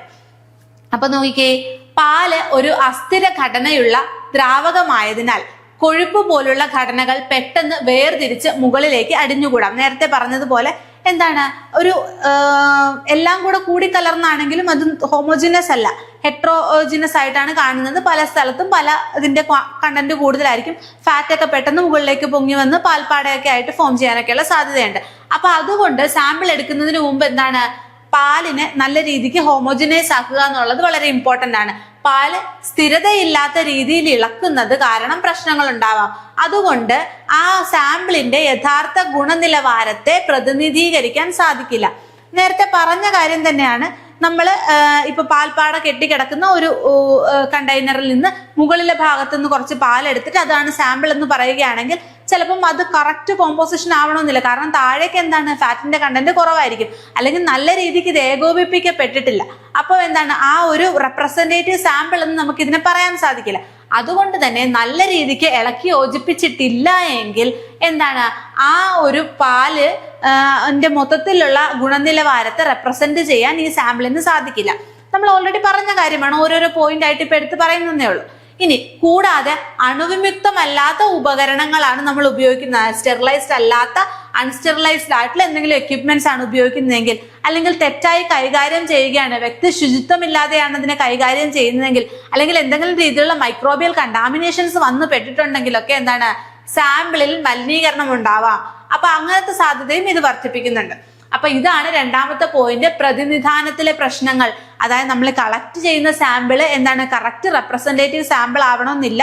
കാരണം ഇപ്പൊ കൊഴുപ്പൊക്കെ മുകളിൽ വന്ന് അടിഞ്ഞു കൂടുന്ന സാഹചര്യം വരികയാണെങ്കിൽ എന്താണ് ഫുൾ പാലിന്റെ ഘടനയും ഈ നമ്മൾ മുകളിൽ നിന്ന് എടുക്കുന്ന ഒരു പർട്ടിക്കുലർ സാമ്പിളും സെയിം ഇതാവണമെന്നില്ല, സെയിം കോമ്പോസിഷൻ ആവണമെന്നില്ല. അതിനാണ് നമ്മൾ നേരത്തെ എന്ത് പറഞ്ഞത്, നല്ല രീതിക്ക് അജിറ്റേഷൻ കൊടുക്കണം, ഒരു 3 to 5 minutes എന്താണ് നല്ല രീതിക്ക് സ്റ്റിറർ ഉപയോഗിച്ച് സ്റ്റിർ ചെയ്യണം എന്നൊക്കെ പറഞ്ഞത് അല്ലേ, നല്ല രീതിക്ക് മിക്സ് ആകാൻ. ഈ ഒരു പ്രോപ്പർ മിക്സിങ് നടന്നില്ല എങ്കിൽ ആ ഒരു പ്രതിനിധാനത്തിൽ പ്രശ്നങ്ങൾ ഉണ്ടാകും, റെപ്രസെന്റ് ചെയ്യില്ല. ആ ഫുൾ പാലിനെ ഈ ഒരു കുഞ്ഞു സാമ്പിൾ വെച്ചിട്ട് നമുക്ക് റെപ്രസെന്റ് ചെയ്യാൻ സാധിക്കില്ല. പിന്നെ മലിനീകരണം ഉണ്ടാകാം. ഒന്ന്, അത് സാമ്പിൾ കളക്ട് ചെയ്യുന്ന ആൾക്ക് വ്യക്തി ശുചിത്വം ഇല്ലെങ്കിൽ അയാൾ ഉപയോഗിക്കുന്ന ഇൻസ്ട്രുമെന്റുകൾ അൺസ്റ്റെറിലൈസ്ഡ് ആണ്, അല്ലെങ്കിൽ എന്താണ് അണുവിമുക്തമല്ലാത്ത ഘട്ടത്തിലാണെങ്കിൽ, അല്ലെങ്കിൽ വേറെ എന്തൊക്കെ കാരണങ്ങൾ ഉണ്ടാവാം, മറ്റെന്തെങ്കിലുമൊക്കെ മൈക്രോബിയൽ കണ്ടാമിനേഷൻസ് വരികയാണെങ്കിൽ, അല്ലെങ്കിൽ ട്രാൻസ്പോർട്ടേഷന്റെ സമയത്ത് എന്തെങ്കിലും കണ്ടാമിനേഷൻസ് വരികയാണെങ്കിൽ ഇതൊക്കെ ആ ഒരു സാമ്പിളിന്റെ ഇന്റഗ്രിറ്റിയെ ബാധിക്കാം. ക്ലിയർ ആണല്ലോ? ഇതൊക്കെ ഭീകരമായ കാര്യങ്ങളല്ല, നമുക്കറിയാവുന്ന കാര്യങ്ങളൊക്കെ തന്നെയാണ്. ഇനി സമയബന്ധിത പരിശോധനയും മായം ചേർക്കലും. പാലിന്റെ ഷെൽഫ് ലൈഫ് കുറവാണ്, നമുക്കറിയാം അല്ലെ. പാല് വളരെ പെട്ടെന്ന് കേടായി പോകുന്ന ഒരു ഭക്ഷ്യവസ്തുവാണ്. അപ്പോൾ അതിന്റെ ഷെൽഫ് ലൈഫ് കുറവായതിനാൽ പരിശോധനാ ഫലം ലഭിക്കുന്നതിന്റെ കാലതാമസം ഉൽപ്പന്ന വിതരണത്തെയും തീരുമാനമെടുക്കലിനെയും ബാധിക്കുന്നു. അപ്പൊ നമ്മൾ ഒരു സ്ഥലത്ത് നിന്ന് പാലിനെ കളക്ട് ചെയ്ത് അതിന്റെ ക്വാളിറ്റി ടെസ്റ്റ് ചെയ്തതിന് ശേഷം മാത്രമാണ് നമ്മൾ എന്ത് ചെയ്യുന്നത്, അതിന്റെ ഉൽപ്പന്ന വിതരണവും അതിനെക്കുറിച്ചുള്ള ഡിസിഷൻ മേക്കിംഗ് ഒക്കെ നടത്തുന്നതെങ്കിൽ എന്താണ്, ആ ഒരു ടൈംലി ആയിട്ട് ഈ സാധനത്തിന്റെ റിസൾട്ട് വന്നില്ലെങ്കിൽ അത് മൊത്തം എന്താണ് സിസ്റ്റത്തെ തന്നെ അഫക്ട് ചെയ്യും അല്ലെ. അപ്പൊ നമ്മൾ ഓർക്കേണ്ട കാര്യം, മിൽക്ക് എന്ന് പറയുന്ന ഒരു പെരിഷബിൾ ആയിട്ടുള്ള ഫുഡ് പ്രൊഡക്റ്റ് ആണ്. അതിന്റെ ഷെൽഫ് ലൈഫ് കുറവാണ്. ഷെൽഫ് ലൈഫ് എന്ന് പറയുന്നത് എത്ര നാള് കേടുകൂടാതിരിക്കും എന്നുള്ളത്.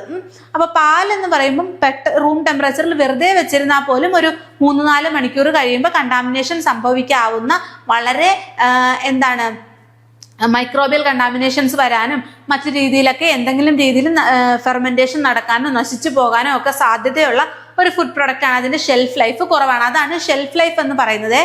അപ്പം എന്താണ്, പരിശോധനാ ഫലം എത്ര പെട്ടെന്ന് കിട്ടുന്നു അത്രയും നല്ലതാണ്. ഇതിലൊരു കാലതാമസം ഉണ്ടായി കഴിഞ്ഞാൽ അതെന്താണ്, ഉൽപ്പന്ന വിതരണത്തെ ബാധിക്കും, അതുപോലെ തീരുമാനമെടുക്കലിനും ഒക്കെ ബാധിക്കും. ഇതിലുപരി പ്രാഥമിക തലത്തിൽ തന്നെ വെള്ളം, ഡിറ്റർജന്റുകൾ, യൂറിയ പോലുള്ള മായങ്ങൾ ചേർക്കുന്നത് സാമ്പിളിന്റെ വിശ്വാസ്യതയെ ചോദ്യം ചെയ്യുന്നു. പിന്നെന്താണ്, മായം ചേർക്കൽ എന്ന് പറയുന്ന ഒരു കാര്യം ഡിസ്കസ് ചെയ്യുകയാണെങ്കിൽ എന്താണ്, സാധാരണ നാട്ടും പ്രദേശങ്ങളിൽ പാലിൽ എങ്ങനെയാ മായം ചേർക്കുന്നത്, കുറച്ച് വെള്ളം ചേർക്കും അല്ലെ. അപ്പം ആദ്യം എന്താണ്, മോസ്റ്റ് കോമൺ അഡൾട്ടറന്റ് എന്ന് പറയുന്നത് വെള്ളമാണ്. അപ്പം ഈ വെള്ളം ചേർക്കുമ്പോൾ എന്താണ്, ആ ഒരു പാലിന്റെ മൊത്തം കോമ്പോസിഷനെയും ഇതും ബാധിക്കുന്നുണ്ട് അല്ലെ. അപ്പം അത് അതിന്റെ ഗുണനിലവാരത്തെ ബാധിക്കുന്നുണ്ട്. ഇത് കൂടാതെ ചില ഡിറ്റർജന്റുകൾ ആഡ് ചെയ്യുന്നുണ്ട്, യൂറിയ പോലത്തെ സാധനങ്ങൾ ആഡ് ചെയ്യുന്നുണ്ട്. അപ്പൊ എന്താണ്, നൈട്രജൻ കണ്ടന്റ് ഒക്കെ കൂടി നിൽക്കും. അപ്പം അതിന് വേണ്ടിയിട്ട് എന്താണ്, യൂറിയ ആഡ് ചെയ്യാറുണ്ട്, ചില ഡിറ്റർജന്റുകൾ ആഡ് ചെയ്യാറുണ്ട്, വെള്ളം ആഡ് ചെയ്യാറുണ്ട്. അപ്പൊ ഇങ്ങനത്തെ മായങ്ങളൊക്കെ ചേർക്കുമ്പോൾ എന്താണ്, ആ സാമ്പിളിന്റെ വിശ്വാസ്യത ചോദ്യം ചെയ്യപ്പെടുന്നു. പിന്നെന്താണ്, പുതിയ മായങ്ങളെ കണ്ടെത്താൻ സങ്കീർണമായ വിശകലന രീതികളും കുറഞ്ഞ അളവിലുള്ള മാലിന്യങ്ങളെ കണ്ടെത്താൻ കഴിയുന്ന സാങ്കേതിക വിദ്യകളും ആവശ്യമാണ്. അപ്പൊ ഇങ്ങനത്തെ എന്തെങ്കിലുമൊക്കെ അഡൾട്രൻസ് ആഡ് ചെയ്തിട്ടുണ്ടെങ്കിൽ അത് കണ്ടുപിടിക്കാനായിട്ടുള്ള സൊഫിസ്റ്റിക്കേറ്റഡ് ആയിട്ടുള്ള എക്യുപ്മെന്റ്സ് ആവശ്യമാണ്, അല്ലെങ്കിൽ സൊഫിസ്റ്റിക്കേറ്റഡ് ആയിട്ടുള്ള മെത്തേഡ്സ് ആവശ്യമാണ്. ഇപ്പം നമ്മുടെ ശാസ്ത്രം ഒരുപാട് പുരോഗമിച്ചല്ലേ. അപ്പം പാലില് വെള്ളം ചേർത്ത് ഇപ്പൊ നമ്മൾ സൊസൈറ്റി കൊണ്ട് കൊടുക്കുകയാണെങ്കിൽ അവർ സ്പോട്ടിൽ പിടിക്കും, ഇത് ശരിയല്ല, ഈ പാലിനകത്ത് വെള്ളത്തിന്റെ അംശം കൂടുതലാണ്. കാരണം എന്താണ്, ആ പാലിലുള്ള fat, SNF, protein, water content എല്ലാം ഓട്ടോമാറ്റിക്കലി മെഷർ ചെയ്യാനുള്ള എക്യുപ്മെന്റ്സ് നിലവിൽ ലഭ്യമാണ്. പക്ഷെ പണ്ട് അങ്ങനെ ആയിരുന്നില്ല. അപ്പൊ പണ്ട് സ്ഥിരമായിട്ട് എന്താണ്, ആൾക്കാർ വെള്ളം ചേർത്താണ് പാല് വിറ്റിരുന്നത്. പക്ഷെ ഇപ്പം ഒരു സൊസൈറ്റി വഴി, അതാണ് മിൽമയിൽ ഇത്ര വിശ്വാസം വരുന്നത്. കാരണം എല്ലാ ഒരു സ്റ്റേജിലും പാല് കളക്ട് ചെയ്യുമ്പോഴും പ്രോസസ്സ് ചെയ്യുമ്പോഴും ഓരോ ഘട്ടത്തിലും എന്താണ്, പാക്ക് ചെയ്യുമ്പോഴും ഒക്കെ അതിന്റെ ക്വാളിറ്റി ചെക്ക് ചെയ്യപ്പെടുന്നുണ്ട്. അപ്പൊ അങ്ങനെ ക്വാളിറ്റി ചെക്ക് ചെയ്യാന്നുള്ളതുണ്ട്. അപ്പൊ അതിനകത്ത് എന്തെങ്കിലും മായം അടങ്ങിയിട്ടുണ്ടെങ്കിൽ അത് ചെക്ക് ചെയ്യാനുള്ള സൊഫിസ്റ്റിക്കേറ്റഡ് മെത്തേഡ്സും വേണം. അതുപോലെ എന്താണ്, കുറഞ്ഞ അളവിലുള്ള മാലിന്യങ്ങളെ, അതായത് എന്തെങ്കിലുമൊക്കെ കണ്ടാമിനേഷൻ, ഇപ്പൊ മൈക്രോബിയൽ ലോഡ് കൂടി ഇച്ചിരി കണ്ടാമിനേഷൻ ഉണ്ട്, അത് ആദ്യമേ, അല്ലെങ്കിൽ ഇപ്പം അകിട് വീക്കമുള്ള പശുവിൽ നിന്ന് കളക്ട് ചെയ്ത പാലാണ്, അപ്പൊ അതിനകത്ത് അതിന്റെ എന്താണ് റിമൈനിങ്സ് ഉണ്ടാവാനോ അല്ലെങ്കിൽ മൈക്രോബ്സ് കാണാനോ സാധ്യതയുണ്ട്. അപ്പൊ ഇങ്ങനത്തത് ചെറിയ അളവിലാണെങ്കിൽ, ലോ കോൺസെൻട്രേഷനിലാണെങ്കിൽ പോലും നമുക്ക് ഐഡന്റിഫൈ ചെയ്യാനും നമുക്ക് എന്താണ്, ഈ പാല് ഉപയോഗിക്കാൻ പറ്റാത്തതാണ്, അല്ലെങ്കിൽ ഈ കളക്ട് ചെയ്ത പാല് തരുന്ന പശുവിന് എന്തോ ഡിസീസ് ഉണ്ട്, ഇതൊക്കെ മനസ്സിലാക്കാനും ഒക്കെയുള്ള, വളരെ ലോ കോൺസെൻട്രേഷൻ ആണെങ്കിൽ പോലും മനസ്സിലാക്കാനുള്ള സാങ്കേതിക വിദ്യകളും ഒക്കെ വികസിപ്പിച്ചെടുത്തുകൊണ്ടിരിക്കുകയാണ്. അപ്പൊ ഇങ്ങനത്തെ സാധനങ്ങളും ഒക്കെ ആവശ്യമാണ് ഒരു മിൽക്ക് സാമ്പിളിങ്ങിന്റെ കേസിൽ. ഇനി നോക്കിയേ, വിഭവ പരിമിതികളും സാങ്കേതിക വെല്ലുവിളികളും. ഗ്രാമീണ മേഖലയിൽ ആധുനിക ലാബുകളുടെ ലഭ്യത കുറവാണ്. നേരത്തെ പറഞ്ഞതുപോലെ ഗ്രാമപ്രദേശങ്ങളിലാണ് എന്ത് നടക്കുന്നത്, കൂടുതലായിട്ടും ക്ഷീര കർഷകരുള്ളത്. അപ്പൊ അവിടെയാണ് മിൽക്ക് പ്രൊഡക്ഷൻ നടക്കുന്നത്. പക്ഷേ അവിടെ മിൽക്കിന്റെ ക്വാളിറ്റി ടെസ്റ്റ് ചെയ്യാനുള്ള സംവിധാനങ്ങളോ സൊഫസ്റ്റിക്കേറ്റഡ് ആയിട്ടുള്ള ഇൻഫ്രാസ്ട്രക്ചറോ അതിനാവശ്യമായിട്ടുള്ള മെഷീനുകളോ എക്യുപ്മെന്റ്സോ ഒന്നും അവൈലബിൾ ആകണമെന്നില്ല. ഇതൊക്കെ ചിലപ്പോൾ നഗരത്തിലായിരിക്കാം. അപ്പൊ അതിന്റെ ട്രാൻസ്പോർട്ടേഷന്റെ സമയത്തൊക്കെ പ്രശ്നങ്ങൾ സംഭവിക്കാം. ടൈംലി ആയിട്ട് നമുക്കിതിനെ ടെസ്റ്റ് ചെയ്യാൻ പറ്റാതെ പോകാം. അതുപോലെ എന്താണ്, ആധുനിക ലാബുകളുടെ അഭാവമുണ്ട് അല്ലെ. ആധുനിക ലാബുകളുടെ ലഭ്യത കുറവാണ് എവിടെ? ഗ്രാമപ്രദേശങ്ങളിൽ. പിന്നെന്താണ്, സങ്കീർണമായ പരിശോധനകൾ നടത്താൻ ആവശ്യമായ പരിശീലനം ലഭിച്ച ഉദ്യോഗസ്ഥരുടെ കുറവ്. അതായത് ഗ്രാമപ്രദേശങ്ങളിലെ സൊസൈറ്റികളിൽ അല്ലെങ്കിൽ അവരുമായി ബന്ധപ്പെട്ടിട്ടുള്ള സംഘടനകളിലൊക്കെ എന്താണ്, ഇങ്ങനെ സൊഫസ്റ്റിക്കേറ്റഡ് ആയിട്ടുള്ള എക്യുപ്മെന്റ്സ് ഉപയോഗിച്ച് ഇങ്ങനെ പാലിന്റെ ക്വാണ്ടിറ്റി, ക്വാളിറ്റി, അതിന്റെ കോമ്പോസിഷൻ, അതിന്റെ മൈക്രോബിയൽ കണ്ടന്റ് ഇതൊക്കെ ടെസ്റ്റ് ചെയ്യാൻ വൈദഗ്ധ്യം നേടിയിട്ടുള്ള എന്താണ് ഉദ്യോഗസ്ഥര് കുറവായിരിക്കും അല്ലെ.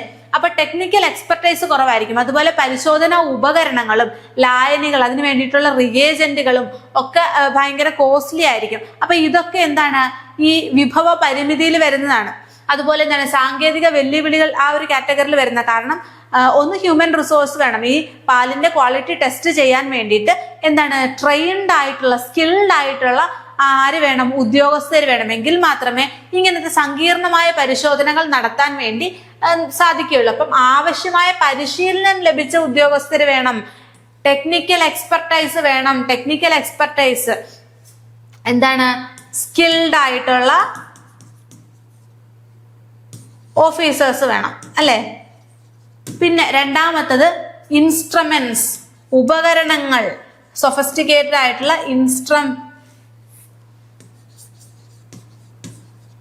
സൊഫസ്റ്റിക്കേറ്റഡ് ആയിട്ടുള്ള ഇൻസ്ട്രുമെന്റ്സ് വേണം, ഉപകരണങ്ങൾ വേണം. പിന്നെന്താണ്, ലായനികൾ വേണം, റിയേജൻസ് വേണം. നമ്മൾ ടെസ്റ്റ് ചെയ്യുമ്പോൾ അതിന് കുറെ കെമിക്കൽസ് ഒക്കെ ഉപയോഗിക്കില്ലേ.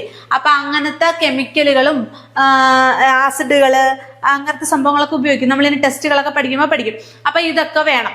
ഇതെല്ലാം എന്താണ്, ലിമിറ്റേഷൻസ് ആണ്. ഗ്രാമപ്രദേശങ്ങളിലെ ലിമിറ്റേഷൻസ് ആണ്. സാമ്പിൾ ടെസ്റ്റ് ചെയ്യാൻ കറക്റ്റ് ടൈമിൽ ടെസ്റ്റ് ചെയ്യാനുള്ള ലിമിറ്റേഷൻസിന്റെ കാറ്റഗറിയിൽ വരുന്നതാണ്. അപ്പൊ നമ്മൾ ഇത്രയും കാര്യങ്ങൾ പഠിച്ചതാണ് ലിമിറ്റേഷൻസ് ആണ് അല്ലെ.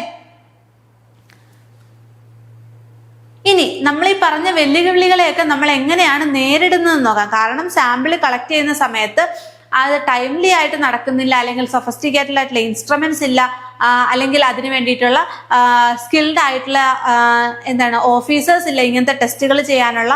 അങ്ങനെ പല പ്രശ്നങ്ങളും നമ്മൾ പറഞ്ഞു. ലോ കോൺസെൻട്രേഷനിലാണ് മായമെങ്കിൽ കണ്ടുപിടിക്കാൻ വേണ്ടിയിട്ട് അതിനുള്ള സാങ്കേതിക വിദ്യ വേണം. അല്ലെങ്കിൽ വെള്ളം, യൂറിയ, ഡിറ്റർജൻസ് ഇതിന്റെയൊക്കെ പ്രസൻസ് കണ്ടുപിടിക്കണം.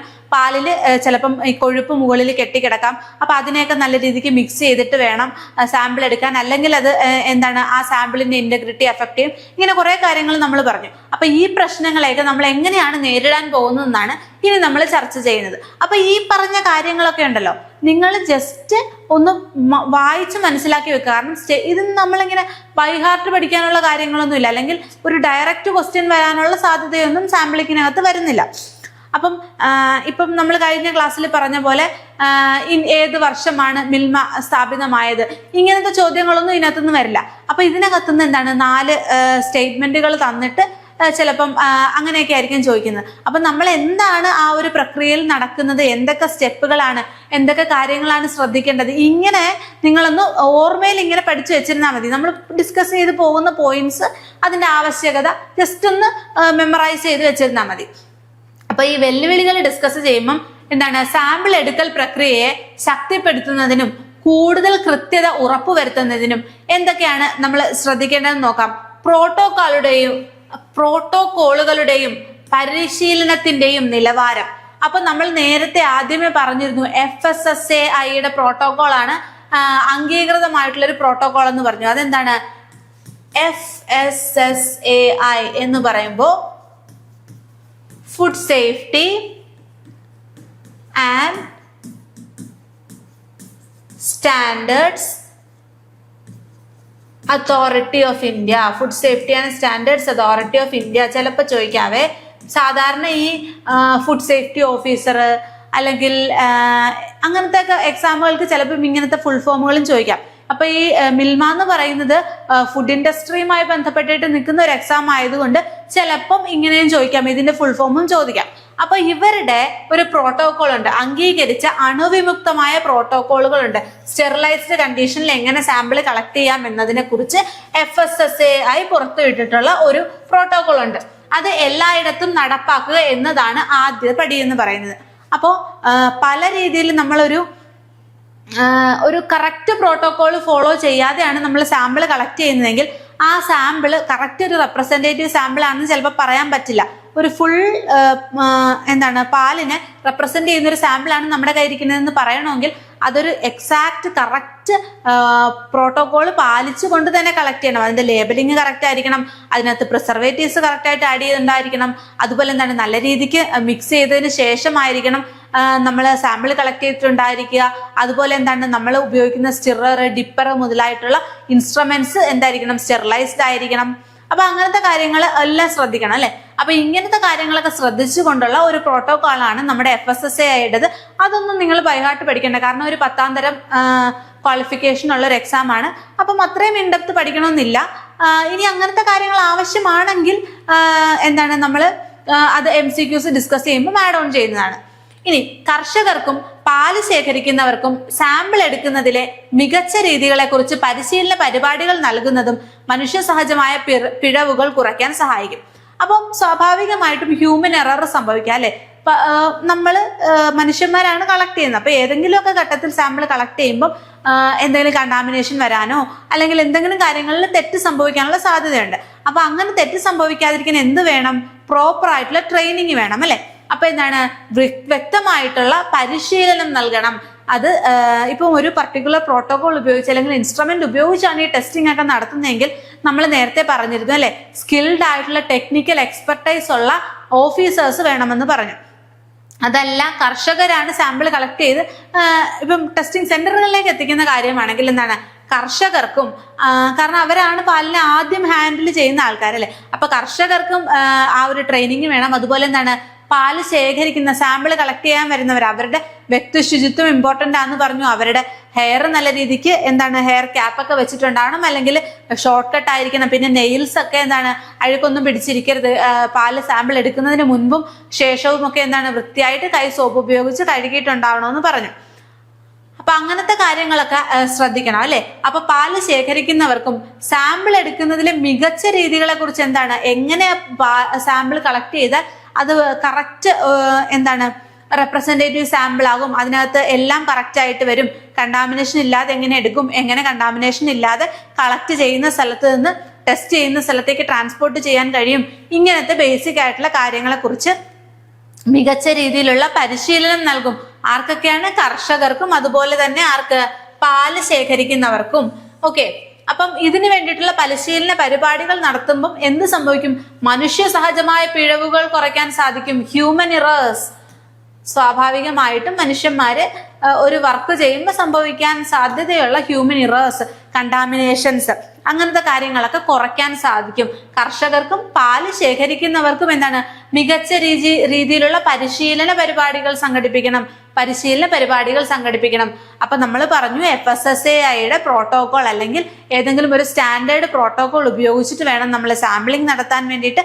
ഇതിനുള്ള പരിശീലനം ആർക്ക് കൊടുക്കണം? കർഷകർക്കും പാല് കളക്ട് ചെയ്യുന്ന അല്ലെങ്കിൽ സാമ്പിളിങ്ങിന് വേണ്ടി എടുക്കുന്ന ആൾക്കാർക്കും പ്രോപ്പർ ആയിട്ടുള്ള ട്രെയിനിങ് പ്രൊവൈഡ് ചെയ്തിരിക്കണം. ഈ വെല്ലുവിളികളെ നേരിടാനുള്ള ആദ്യത്തെ മാർഗമാണ്.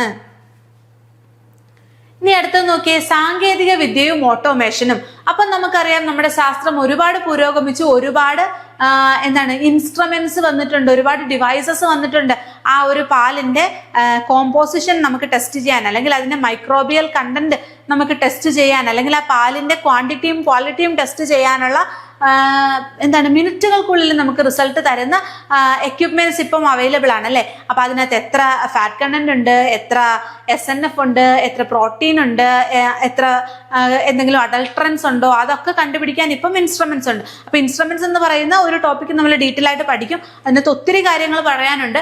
അപ്പം അങ്ങനത്തെ സാങ്കേതിക വിദ്യകളൊക്കെ നിലവിൽ വന്നിട്ടുണ്ട്. അപ്പൊ ഇനി ഇൻലൈൻ സാമ്പിളറുകൾ എന്ന് പറയുമ്പോൾ ഒരു ഇൻസ്ട്രുമെന്റ് പോലത്തെ സംഭവമാണ്. അപ്പൊ വലിയ അളവിൽ പാല് കൈകാര്യം ചെയ്യുന്ന കേന്ദ്രങ്ങളിൽ സ്ഥിരതയുള്ള പ്രതിനിധി സാമ്പിളുകൾ യാന്ത്രികമായി ശേഖരിക്കുന്ന ഇൻലൈൻ സാമ്പിളുകൾ ഉപയോഗിക്കുന്നത് കൃത്യത ഉറപ്പുവരുത്തുന്നു. അപ്പം ഇൻലൈൻ സാമ്പിളർ എന്ന് പറയുമ്പം നമ്മൾ ഹ്യൂമൻ ഇൻവോൾവ്മെന്റ് ഇല്ലാതെ എന്താണ് ഒരു ചെറിയ സ്ട്രീം ഓഫ് പാലിനെ ഇങ്ങനെ കളക്ട് ചെയ്യാൻ വേണ്ടിയിട്ടുള്ള ഒരു ഓട്ടോമേറ്റഡ് ആയിട്ടുള്ള ഒരു എക്യുപ്മെന്റ് ആണ്, അല്ലെങ്കിൽ ആ ഒരു രീതിയാണ്. അപ്പൊ അതിന് വേണ്ടിയിട്ട് ഉപയോഗിക്കുന്നതാണ് ഇൻലൈൻ സാമ്പിളറുകൾ. അപ്പം സാങ്കേതിക വിദ്യയുടെ ഡെവലപ്മെന്റ് എന്ന് പറയുമ്പോൾ നമ്മൾ ആദ്യം ഓർക്കേണ്ട കാര്യമാണ് എന്താണ്, ഇൻലൈൻ സാമ്പിളറുകൾ ഉപയോഗിക്കുന്നുണ്ട്. പിന്നെ ശീതീകരണ ശൃംഖല. അപ്പൊ നമ്മൾ പറഞ്ഞു പാല് പെരിഷബിൾ ആണല്ലേ. അപ്പം എന്താണ്, സാമ്പിളുകൾ ലാബിലേക്ക് എത്തിക്കുന്നത് വരെ അതിന്റെ ഗുണനിലവാരം നിലനിർത്താനും എന്ത് ചെയ്യും, ഇൻസുലേറ്റഡ് ആയിട്ടുള്ള കണ്ടെയ്നറുകൾ ഉപയോഗിക്കും. അപ്പം ഇൻസുലേറ്റഡ് ആയിട്ടുള്ള കണ്ടെയ്നർ, ഇൻസുലേറ്റഡ് എന്ന് പറയുമ്പോൾ എന്താണ്, ടെമ്പറേച്ചർ പുറത്തു നിന്ന് അകത്തേക്കും അകത്തു നിന്ന് പുറത്തേക്കും കടക്കാതെ എന്താണ് അതിന്റെ ഉള്ളിലുള്ള ടെമ്പറേച്ചർ മെയിൻറ്റെയിൻ ചെയ്യാൻ പറ്റുന്ന ഇൻസുലേറ്റഡ് ആയിട്ടുള്ള കണ്ടെയ്നറുകൾ ഉപയോഗിക്കും. അപ്പം എന്താണ്, ശീതീകരണ സംവിധാനങ്ങളും ഉപയോഗിക്കുന്നുണ്ട്. കാരണം നമ്മൾ പറഞ്ഞു ഒരു 2 to 4 ഡിഗ്രി സെൽഷ്യസ് ആണ് ആപ്റ്റ് ആയിട്ട് നമുക്ക് പാലിനെ സ്റ്റോർ ചെയ്യാൻ പറ്റുന്ന ടെമ്പറേച്ചർ എന്ന് പറഞ്ഞു. സാധാരണഗതിയിൽ നിങ്ങളുടെ ക്വസ്റ്റ്യൻ പേപ്പറിൽ 4 ഡിഗ്രി സെൽഷ്യസ് ആയിരിക്കും വരുന്നത്. അപ്പൊ അങ്ങനത്തെ ഒരു കണ്ടീഷനിൽ പാലിനെ സ്റ്റോർ ചെയ്യുകയാണെങ്കിൽ ഈ സാമ്പിളിനെ കളക്ട് ചെയ്ത് ടെസ്റ്റിംഗ് സെന്റർ വരെ എത്തിക്കാനോ അല്ലെങ്കിൽ ഇനി അത് കുറച്ച് ഡിലേ ആയാലും ആ പാല് കണ്ടാമിനേഷൻ ഇല്ലാതെ സൂക്ഷിക്കാനോ സാധിക്കും. അപ്പൊ അതിന് വേണ്ടിയിട്ട് എന്താണ്, ശീതീകരണ ശൃംഖല എന്ന് പറയുന്ന പോയിന്റും ഇമ്പോർട്ടന്റ് ആണ്. അതിന്റെ ഗുണനിലവാരം നിലനിർത്താൻ വേണ്ടിയിട്ട് നമ്മൾ എന്താണ്, ഇൻസുലേറ്റഡ് ആയിട്ടുള്ള കണ്ടെയ്നേഴ്സ് ഉപയോഗിക്കും. അപ്പൊ അതിൽ നിന്ന് ടെമ്പറേച്ചർ പുറത്തു പോവുകയോ അല്ലെങ്കിൽ പുറത്തെ റൂം ടെമ്പറേച്ചർ ഉള്ളിലേക്ക് വന്നിട്ട് അവിടെ ഒരു ടെമ്പറേച്ചർ ഫ്ലക്ച്വേഷൻ ഇല്ലാതെ ആ പാല് എന്താണ് സൂക്ഷിക്കാൻ സാധിക്കും. അതുപോലെ എന്താണ്, ശീതീകരണ ശൃംഖലയായിരിക്കും. അപ്പം അതിനകത്ത് ആ ഒരു ലോ ടെമ്പറേച്ചർ മെയിൻറ്റെയിൻ ചെയ്യാനുള്ള ഒരു കണ്ടീഷൻസ് ഒക്കെ പ്രൊവൈഡ് ചെയ്തിട്ടുണ്ടാവും. അപ്പൊ ഇൻലൈൻ സാമ്പിളറുകളും ഇമ്പോർട്ടന്റ് ആണ്, അതുപോലെ ശീതീകരണ ശൃംഖലയും ഇമ്പോർട്ടന്റ് ആണ്.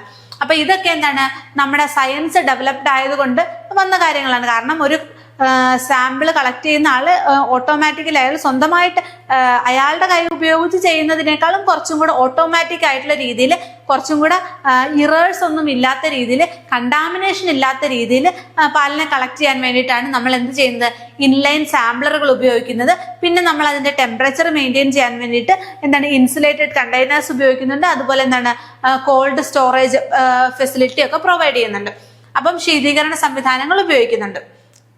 അടുത്തതായിട്ട് നമ്മൾ നോക്കാൻ പോകുന്നത് വികേന്ദ്രീകൃത ലാബ് സംവിധാനവും അതിവേഗ പരിശോധനയും. അപ്പൊ വികേന്ദ്രീകരണം എന്നതുകൊണ്ട് എന്താണ് ഉദ്ദേശിക്കുന്നത്, നമ്മൾ പറഞ്ഞിരുന്നല്ലേ ഗ്രാമപ്രദേശങ്ങളിലൊക്കെ ആണ് കൂടുതലും ക്ഷീര കർഷകരുള്ളത്. അപ്പൊ അവര് പാല് കളക്ട് ചെയ്തിട്ട് ചിലപ്പോൾ ഒരുപാട് ദൂരെ ആയിരിക്കും ഇതിന്റെ ടെസ്റ്റിംഗ് സെന്ററുകൾ ഉള്ളത്.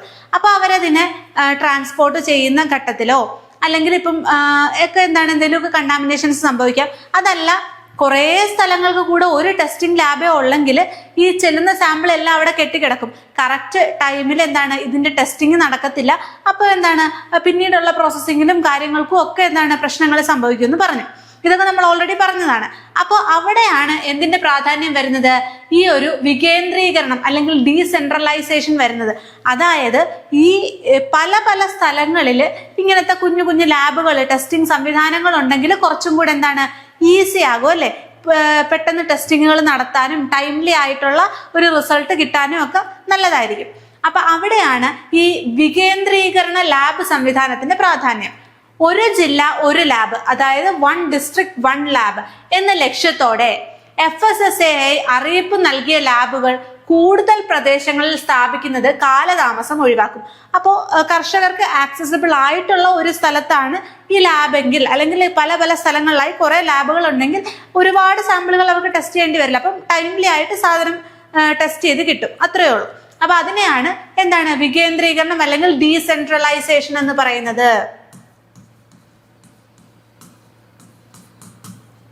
ഡീസെൻട്രലൈസേഷൻ എന്ന് പറയുന്നത്. അപ്പം എന്താണ് FSSAIയുടെ കൺസെപ്റ്റ്, ഒരു ജില്ല ഒരു ലാബ്, 1 district 1 ലാബ്. ഇത് ആരുടെ കൺസെപ്റ്റ് ആണ്, അല്ലെങ്കിൽ ആര് കൊണ്ടുവന്ന ഒരു ആശയമാണ്, FSSAI കൊണ്ടുവന്ന ആശയമാണ്. ക്യാപ്സ് വേണം കേട്ടോ. FSSAI കൊണ്ടുവന്ന ഒരു ആശയമാണ്.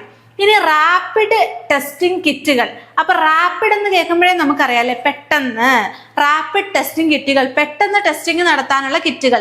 സ്ഥലത്ത് വെച്ച് തന്നെ ഓൺ സൈറ്റ് ആയിട്ട്, അതായത് സാമ്പിൾ കളക്ട് ചെയ്ത് അവിടെ വെച്ച് തന്നെ എന്ത് ചെയ്യാൻ പറ്റും, അതിനകത്ത് എന്തെങ്കിലും അഡൾട്ടറേഷൻസ് ഉണ്ടോ, അല്ലെങ്കിൽ എന്തെങ്കിലും പാത്തോജനിക് ആയിട്ടുള്ള ഓർഗാനിസംസിന്റെ പ്രസൻസ് ഉണ്ടോ, മൈക്രോബിയൽ കണ്ടാമിനേഷൻസ് ഉണ്ടോ എന്നൊക്കെ കണ്ടെത്താൻ വേണ്ടിയിട്ട് എന്താണ് റാപ്പിഡ് ടെസ്റ്റിംഗ് കിറ്റുകളുണ്ട്. റാപ്പിഡ് ടെസ്റ്റിംഗ് കിറ്റുകൾ ഉപയോഗിക്കുന്നത് ആദ്യഘട്ട പരിശോധന എളുപ്പമാക്കും. ഈ ഒരു റാപ്പിഡ് ടെസ്റ്റിംഗ് കിറ്റ് മാത്രം ഉപയോഗിച്ച് നമുക്ക് ഫുൾ പ്രോസസ്സിംഗ് നടത്താൻ സാധിക്കുമോ? ഇല്ല. പക്ഷേ നമ്മൾ ആദ്യം തന്നെ ആ പാലിന്റെ ക്വാളിറ്റി ഒന്ന് കൺഫേം ചെയ്യാൻ വേണ്ടിയിട്ട് ഓൺ സൈറ്റ് ആയിട്ട് അപ്പോൾ തന്നെ അവിടെ വെച്ച് തന്നെ എന്ത് ചെയ്യാൻ സാധിക്കും? ഈ റാപ്പിഡ് ടെസ്റ്റിംഗ് കിറ്റുകളുടെ സഹായത്താൽ നമുക്ക് അതിനകത്തുള്ള എന്തെങ്കിലും രോഗകാരികളായിട്ടുള്ള പാത്തോജനിക് ആയിട്ടുള്ള മൈക്രോ ഓർഗാനിസംസ് ഉണ്ടോ, അല്ലെങ്കിൽ മൈക്രോബിയൽ കണ്ടാമിനേഷൻ ഉണ്ടോ, അതും അല്ലെങ്കിൽ എന്താണ് എന്തെങ്കിലും നമുക്ക് അഡൾട്രൻസ്, യൂറിയയുടെ പ്രസൻസ്, വാട്ടറിന്റെ പ്രസൻസ്, അല്ലെങ്കിൽ എന്തെങ്കിലും ഡിറ്റർജൻസിന്റെ പ്രസൻസ് ഉണ്ടോ എന്നൊക്കെ ടെസ്റ്റ് ചെയ്യാൻ വേണ്ടിയിട്ട് സഹായിക്കുന്ന എന്തുണ്ട്, റാപ്പിഡ് ടെസ്റ്റിംഗ് കിറ്റുകളുണ്ട്. വലിയ രീതിയിലായിട്ട് പഠിക്കേണ്ട, എന്നാലും ഈ പോയിന്റുകൾ ഓർത്തിരിക്കണം. പിന്നെ നൂതന സാങ്കേതിക വിദ്യ. ഇപ്പൊ നമുക്കറിയാം കുറേ എന്താണ് ടെസ്റ്റിംഗ് ഇൻസ്ട്രുമെന്റ്സ് അല്ലെങ്കിൽ ഡിവൈസസ് ഉണ്ട്. ഇപ്പൊ മിൽക്കോ ടെസ്റ്റർ ഉണ്ട്, അതുപോലെ എന്താണ് ഓട്ടോമാറ്റിക് ആയിട്ടുള്ള അനലൈസേഴ്സ് ഉണ്ടെന്നൊക്കെ പറഞ്ഞു. അപ്പം കുറച്ചും കൂടെ ഹൈലി സൊഫിസ്റ്റിക്കേറ്റഡ് എന്ന് പറയുമ്പോൾ ഈ ഇൻസ്ട്രുമെന്റ്സ് മാത്രമായിട്ട് നമുക്കൊരു ക്ലാസ് ഉണ്ട് കേട്ടോ. അപ്പൊ നമ്മൾ നല്ല ഡീറ്റെയിൽ ആയിട്ട് പഠിക്കും. അപ്പം എന്താണ് ഇൻഫ്രാറെഡ് അല്ലെങ്കിൽ NIR സ്പെക്ട്രോസ്കോപ്പി. NIR എന്ന് പറയുമ്പോൾ എന്താണ്, നിയർ ഇൻഫ്രാറെഡ് ആണ്. Near infrared. അപ്പം ഒന്നെങ്കിൽ ഇൻഫ്രാറെഡ് അല്ലെങ്കിൽ നിയർ ഇൻഫ്രാറെഡ് സ്പെക്ട്രോസ്കോപ്പിയുടെ സഹായത്താൽ എന്താണ് വേഗത്തിലുള്ളതും കൃത്യതയാർന്നതുമായ ഫലങ്ങൾ ലഭിക്കാൻ വേണ്ടിയിട്ടുള്ള സാങ്കേതിക വിദ്യകൾ ഇപ്പോൾ നിലവിൽ അവൈലബിൾ ആണ്. അപ്പോൾ ഹൈലി സൊഫിസ്റ്റിക്കേറ്റഡ് ആയിട്ടുള്ള ടെക്നോളജീസ് ഉപയോഗിച്ചുകൊണ്ട് ഇൻഫ്രാറെഡ് അല്ലെങ്കിൽ നിയർ ഇൻഫ്രാറെഡ് സ്പെക്ട്രോസ്കോപ്പി പോലുള്ള സൊഫിസ്റ്റിക്കേറ്റഡ് മെത്തേഡ്സ്, ഇൻസ്ട്രുമെന്റ്സ് ഒക്കെ ഉപയോഗിച്ചുകൊണ്ട് നമുക്ക് കുറച്ചും കൂടെ ഈസി ആയിട്ട് എന്താണ് നല്ല രീതിയിൽ നമുക്ക് ഇതിന്റെ പാലിന്റെ ഗുണനിലവാരം മെഷർ ചെയ്യാൻ സാധിക്കും. അപ്പൊ ഇതൊക്കെയാണ് പ്രധാനപ്പെട്ട പോയിന്റുകൾ. ഒന്നാമത്തെ കാര്യം എന്താണ്, വികേന്ദ്രീകരണം നടക്കണം. ലാബുകൾ പല സ്ഥലങ്ങളിലായി സെറ്റ് ചെയ്യണം. അപ്പം അത് FSSAI കൊണ്ടുവന്ന ആശയമാണ് ഒരു ജില്ല ഒരു ലാബ് എന്ന് പറയുന്ന ആശയം. അപ്പൊ അവിടെ എന്താണ്, ആ ഒരു കാലതാമസം ഒഴിവാകുന്നു. അതാണ് ഇമ്പോർട്ടന്റ്. ഈ ഒരു വികേന്ദ്രീകരണം നടക്കുമ്പോൾ അവിടെ കാലതാമസം ഒഴിവാകുന്നു. പിന്നെ റാപ്പിഡ് ടെസ്റ്റിംഗ് കിറ്റുകൾ ഓൺ സൈറ്റ് ആയിട്ട് അവിടെ വെച്ച് തന്നെ ടെസ്റ്റ് ചെയ്യാനുള്ള സാഹചര്യം ഉണ്ടാവുകയാണെങ്കിൽ പെട്ടെന്ന് തന്നെ എന്തെങ്കിലും രോഗകാരികളായിട്ടുള്ള മൈക്രോ ഓർഗാനിസംസ് ഉണ്ടോ, മറ്റു മൈക്രോബിയൽ കണ്ടാമിനേഷൻസ് ഉണ്ടോ, എന്തെങ്കിലും അഡൾട്രൻസ് ഉണ്ടോ എന്നൊക്കെ പെട്ടെന്ന് ടെസ്റ്റ് ചെയ്യുന്നു. അപ്പൊ ആദ്യഘട്ട ടെസ്റ്റിംഗ് എളുപ്പമാവും. പിന്നെ നൂതന സാങ്കേതിക വിദ്യകൾ നമ്മൾ പറഞ്ഞു, ഇൻഫ്രാറെഡ് അല്ലെങ്കിൽ നിയർ ഇൻഫ്രാറെഡ് സ്പെക്ട്രോസ്കോപ്പി ഉപയോഗിച്ചുകൊണ്ടുള്ള ഹൈലി സൊഫിസ്റ്റിക്കേറ്റഡ് ആയിട്ടുള്ള മെത്തേഡുകൾ ഉപയോഗിച്ച് നമുക്ക് പാലിന്റെ ക്വാളിറ്റി അഷ്വർ ചെയ്യാൻ സാധിക്കും, ടെസ്റ്റ് ചെയ്യാനും ഒക്കെ സാധിക്കും. ഇനി നോക്കിയേ, ശേഷി വികസനം. ശേഷി വികസനം എന്ന് പറയുമ്പോൾ മാനവ വിഭവ ശേഷിയാണ് ഉദ്ദേശിക്കുന്നത്. എന്താണ്, ഭക്ഷ്യ വിശകലന വിദഗ്ധർക്ക് നൂതന വിശകലന രീതികൾ പരിശീലനം നൽകുന്നതും പൊതു സ്വകാര്യ പങ്കാളിത്തത്തിലൂടെ സാമ്പിളിങ്ങിലും പരിശോധനയുടെയും ചെലവ് കുറയ്ക്കാനും ഈ മേഖലയ്ക്ക് വലിയ മുതൽക്കൂട്ടാവും. അതായത് നമ്മളിപ്പോൾ ഫുഡ് സേഫ്റ്റി ഓഫീസേഴ്സ് ഈ പാലിന്റെ ക്വാളിറ്റി ടെസ്റ്റ് ചെയ്യണം, അല്ലെങ്കിൽ ഫുഡുമായി ബന്ധപ്പെട്ടിട്ടുള്ള അതോറിറ്റിയിലുള്ള ആൾക്കാർക്ക് നല്ല രീതിയിലുള്ള പരിശോധന. അപ്പൊ നമ്മൾ പറഞ്ഞു ഇങ്ങനത്തെ ഇപ്പം ഹൈലി സൊഫിസ്റ്റിക്കേറ്റഡ് ആയിട്ട് സ്പെക്ട്രോസ്കോപ്പിയോ അല്ലെങ്കിൽ HPLCയോ അങ്ങനെയൊക്കെ ഉള്ള വലിയ വലിയ ഇൻസ്ട്രുമെന്റ്സ് ഒക്കെ ഉപയോഗിച്ച് നമുക്ക് ക്വാളിറ്റി ഒക്കെ ടെസ്റ്റ് ചെയ്യാം. പക്ഷേ ഇത് ഉപയോഗിക്കാൻ അറിയുന്ന എത്ര ഉദ്യോഗസ്ഥരുണ്ടാവും, അല്ലെങ്കിൽ ഇത് ഉപയോഗിക്കാൻ സ്കിൽഡ് ആയിട്ടുള്ള ട്രെയിൻഡ് ആയിട്ടുള്ള എത്ര ആൾക്കാരുണ്ടാവും. അപ്പൊ അങ്ങനെ ഇതൊക്കെ ഉപയോഗിക്കാനും ഇതുവഴി പെട്ടെന്ന് എന്താണ് സാമ്പിൾ എടുത്ത് അതിനെ ടെസ്റ്റ് ചെയ്ത് ഫലം റിലീസ് ചെയ്യാനും ഒക്കെ കപ്പാസിറ്റി ഉള്ള, എബിലിറ്റി ഉള്ള, സ്കിൽഡ് ആയിട്ടുള്ള ഉദ്യോഗസ്ഥരെ വേണം അല്ലെ മിൽമയ്ക്ക്. എങ്കിൽ മാത്രമേ അതൊരു എന്താണ് സക്സസ്ഫുൾ ആയിട്ട് നടക്കത്തുള്ളൂ. അപ്പൊ അതിനു വേണ്ടി പ്രോപ്പർ ആയിട്ടുള്ള ട്രെയിനിങ് നൽകണം, പരിശീലനം നൽകണം. നൂതന വിശകലന രീതികളിൽ പരിശീലനം നൽകണം. ആർക്ക്? ഈ ഫുഡുമായി ബന്ധപ്പെട്ട് അല്ലെങ്കിൽ മിൽക്കുമായി ബന്ധപ്പെട്ട് നിൽക്കുന്ന ആൾക്കാർക്ക്. അതുപോലെ പൊതു സ്വകാര്യ പങ്കാളിത്തം. ഇപ്പോ സാധാരണ എന്താണ് സൊസൈറ്റികളിൽ അല്ലെങ്കിൽ എന്താണ് പാൽ പ്രോസസ്സിംഗ് സെന്ററുകളിലൊക്കെയാണ് എന്ത് നടക്കുന്നത്, ഈ ടെസ്റ്റ് സാമ്പിൾ എടുത്തിട്ട് ടെസ്റ്റിങ്ങിന് കൊടുക്കുന്ന പരിപാടി അല്ലെ. പക്ഷേ ഒന്ന് ആലോചിച്ച് നോക്കിയേ, ഇപ്പൊ നമ്മൾ സ്ഥിരമായി പാല് വാങ്ങുന്ന സ്ഥലത്തുള്ള പാലിന് നമുക്ക് എന്തോ ഒരു ടേസ്റ്റ് വ്യത്യാസം തോന്നുന്നു, ഒരു അമോണിയയുടെ ഒക്കെ ഒരു ചൊവ. അപ്പൊ നമുക്ക് നേരിട്ട് ഇത് ടെസ്റ്റ് ചെയ്യാൻ പറ്റിയാലോ? അപ്പൊ അതിന് വേണ്ടിയിട്ട് ലോക്കലൈസ്ഡ് ലാബുകൾ ഉണ്ടാകും, അല്ലെങ്കിൽ ഗവൺമെന്റ് ഓതറൈസ്ഡ് ആയിട്ടുള്ള ലാബുകളിൽ നമുക്ക് തന്നെ ആ ഒരു പാലിന്റെ സാമ്പിൾ കളക്ട് ചെയ്ത് കൊടുത്ത് ടെസ്റ്റ് ചെയ്യാൻ സാധിക്കും. അപ്പൊ അവിടെ ഒരു പബ്ലിക്കിന്റെ ഒരു പങ്കാളിത്തം കൂടെ വരുവാണ്, അല്ലെങ്കിൽ പ്രൈവറ്റ് ഇൻവോൾവ്മെന്റ് കൂടെ വരുവാണ്.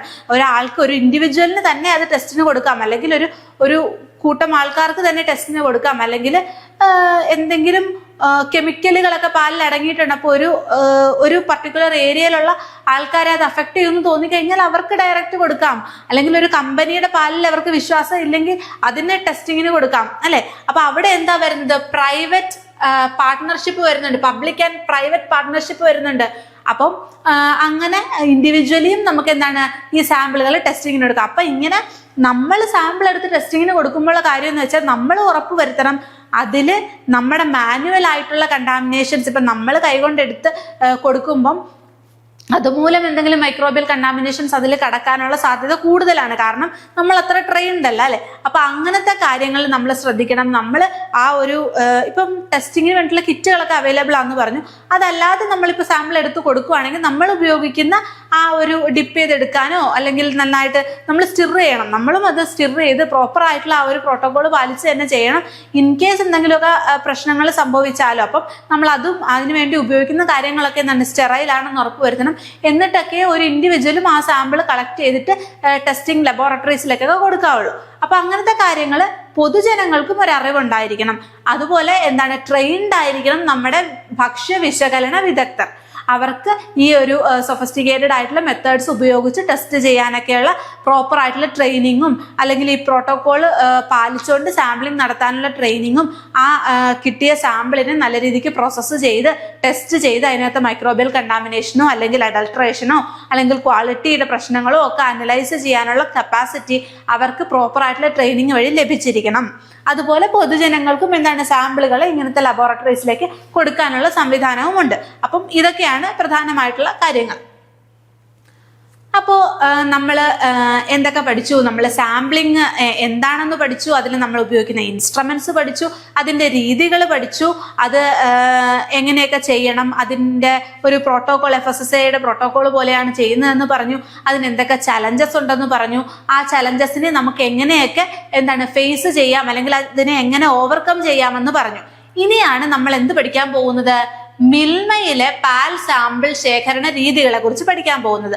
അപ്പോൾ നമുക്കറിയാം, കേരളത്തിലെ ക്ഷീരമേഖലയുടെ നട്ടെല്ലെന്ന് പറയുന്നത് തന്നെ മിൽമയാണ്, അല്ലെ? കാരണം ഏറ്റവും നമ്മൾ പാലെന്ന് പറയുമ്പോഴേ നമ്മുടെ മനസ്സിൽ മിൽമയാണ് വരുന്നത്, അല്ലെ?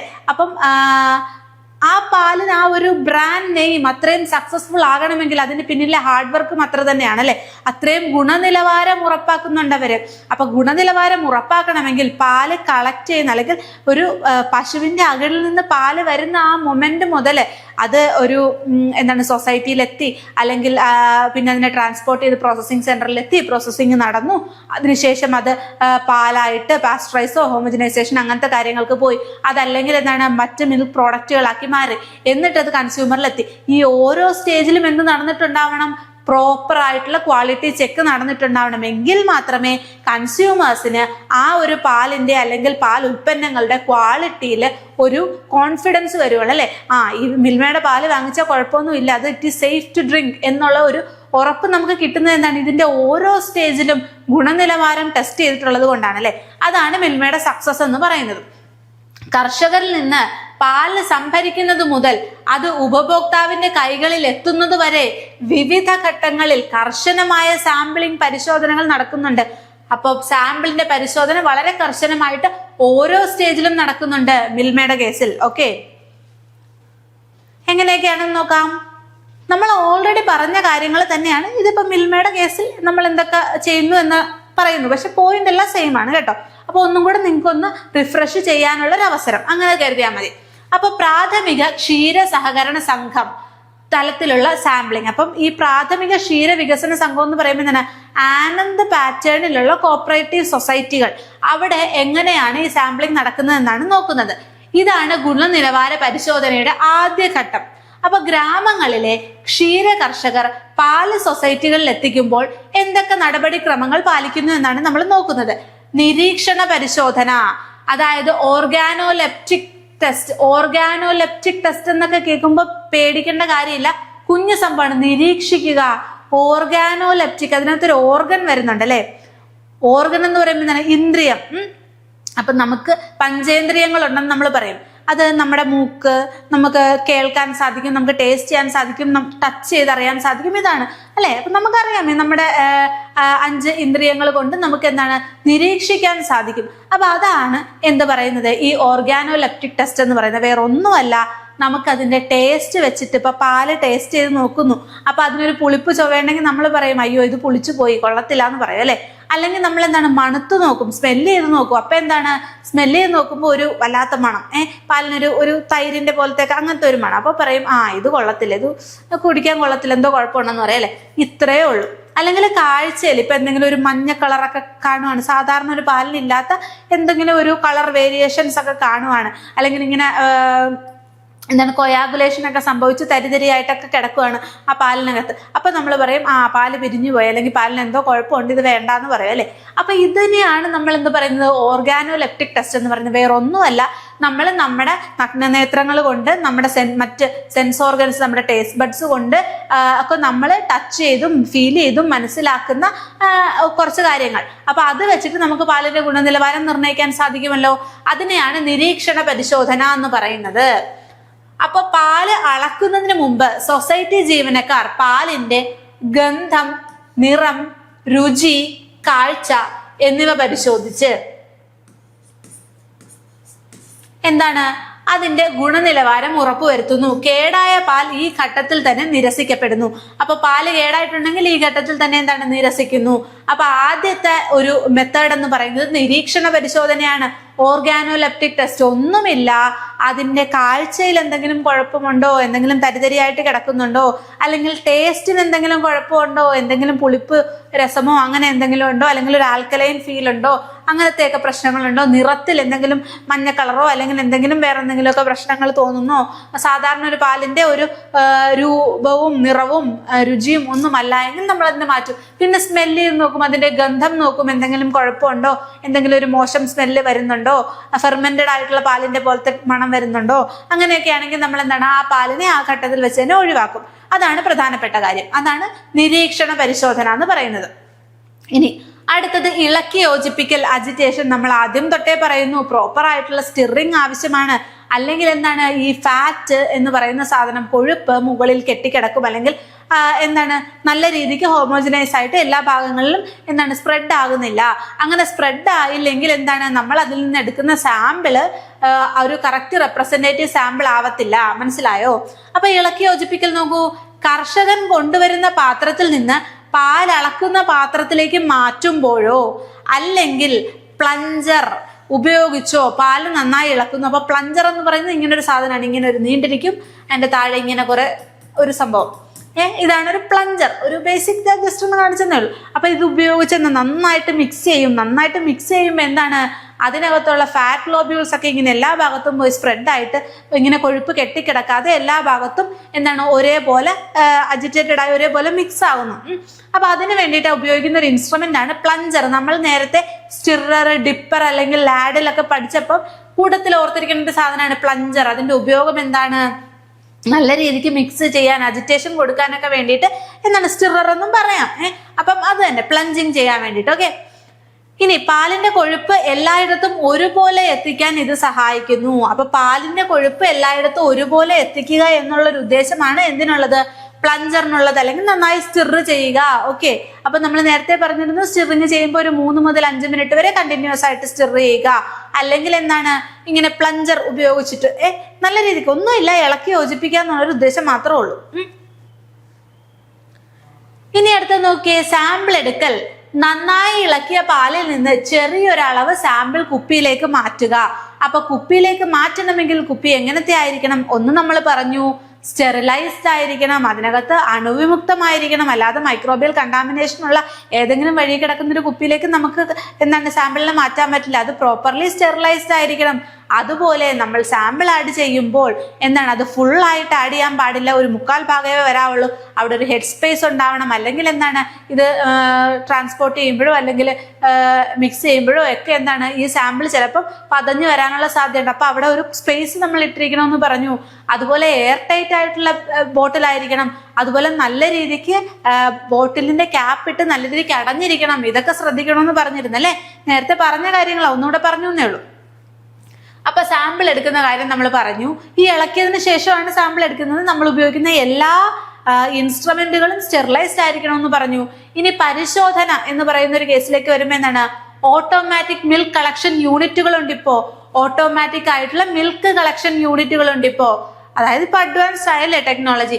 അപ്പൊ മിക്ക സൊസൈറ്റികളിലും ഇപ്പൊ മിൽക്കോ ടെസ്റ്റർ ഉപയോഗിച്ച് തത്സമയം തന്നെ കൊഴുപ്പ്, SNF എന്നിവയുടെ അളവുകൾ മനസ്സിലാക്കാനും അതുവഴി വില നിശ്ചയിക്കാനും സാധിക്കുന്നു. അപ്പം നമ്മൾ ഈ ഇൻസ്ട്രുമെന്റ്സ് പഠിക്കുമ്പോൾ പഠിക്കുന്ന ഒരു ഇൻസ്ട്രുമെന്റ് ആ മിൽക്കോ ടെസ്റ്റർ എന്ന് പറയുന്നത്. മിൽക്കോ ടെസ്റ്റർ എന്ന് പറയുമ്പോൾ അത് ഓട്ടോമാറ്റിക്കലി ആ പാലിനകത്തുള്ള ഫാറ്റിന്റെയും SNF കണ്ടന്റിന്റെയും പെർസെൻറ്റേജ് നമുക്ക് റീഡിംഗ് ആയിട്ട് കാണിക്കും. അപ്പൊ അതുവഴി ആ പാല് അതിന്റെ കോമ്പോസിഷൻ കറക്റ്റ് ആണോ, അത് നമുക്ക് എഡിബിൾ ആണോ, നമുക്ക് കൺസ്യൂം ചെയ്യുന്നതിന് എന്തെങ്കിലും പ്രശ്നമുണ്ടോ, അല്ലെങ്കിൽ നമ്മൾ ഉദ്ദേശിക്കുന്ന ക്വാളിറ്റി ന്യൂട്രിയൻസ് നമുക്ക് ഇതിൽ നിന്ന് കിട്ടുമോ എന്നൊക്കെ നമുക്ക് അപ്പൊ തന്നെ നിമിഷ നേരം കൊണ്ട് മനസ്സിലാക്കാൻ സാധിക്കും. അതാണ് മിൽക്കോ ടെസ്റ്റ്.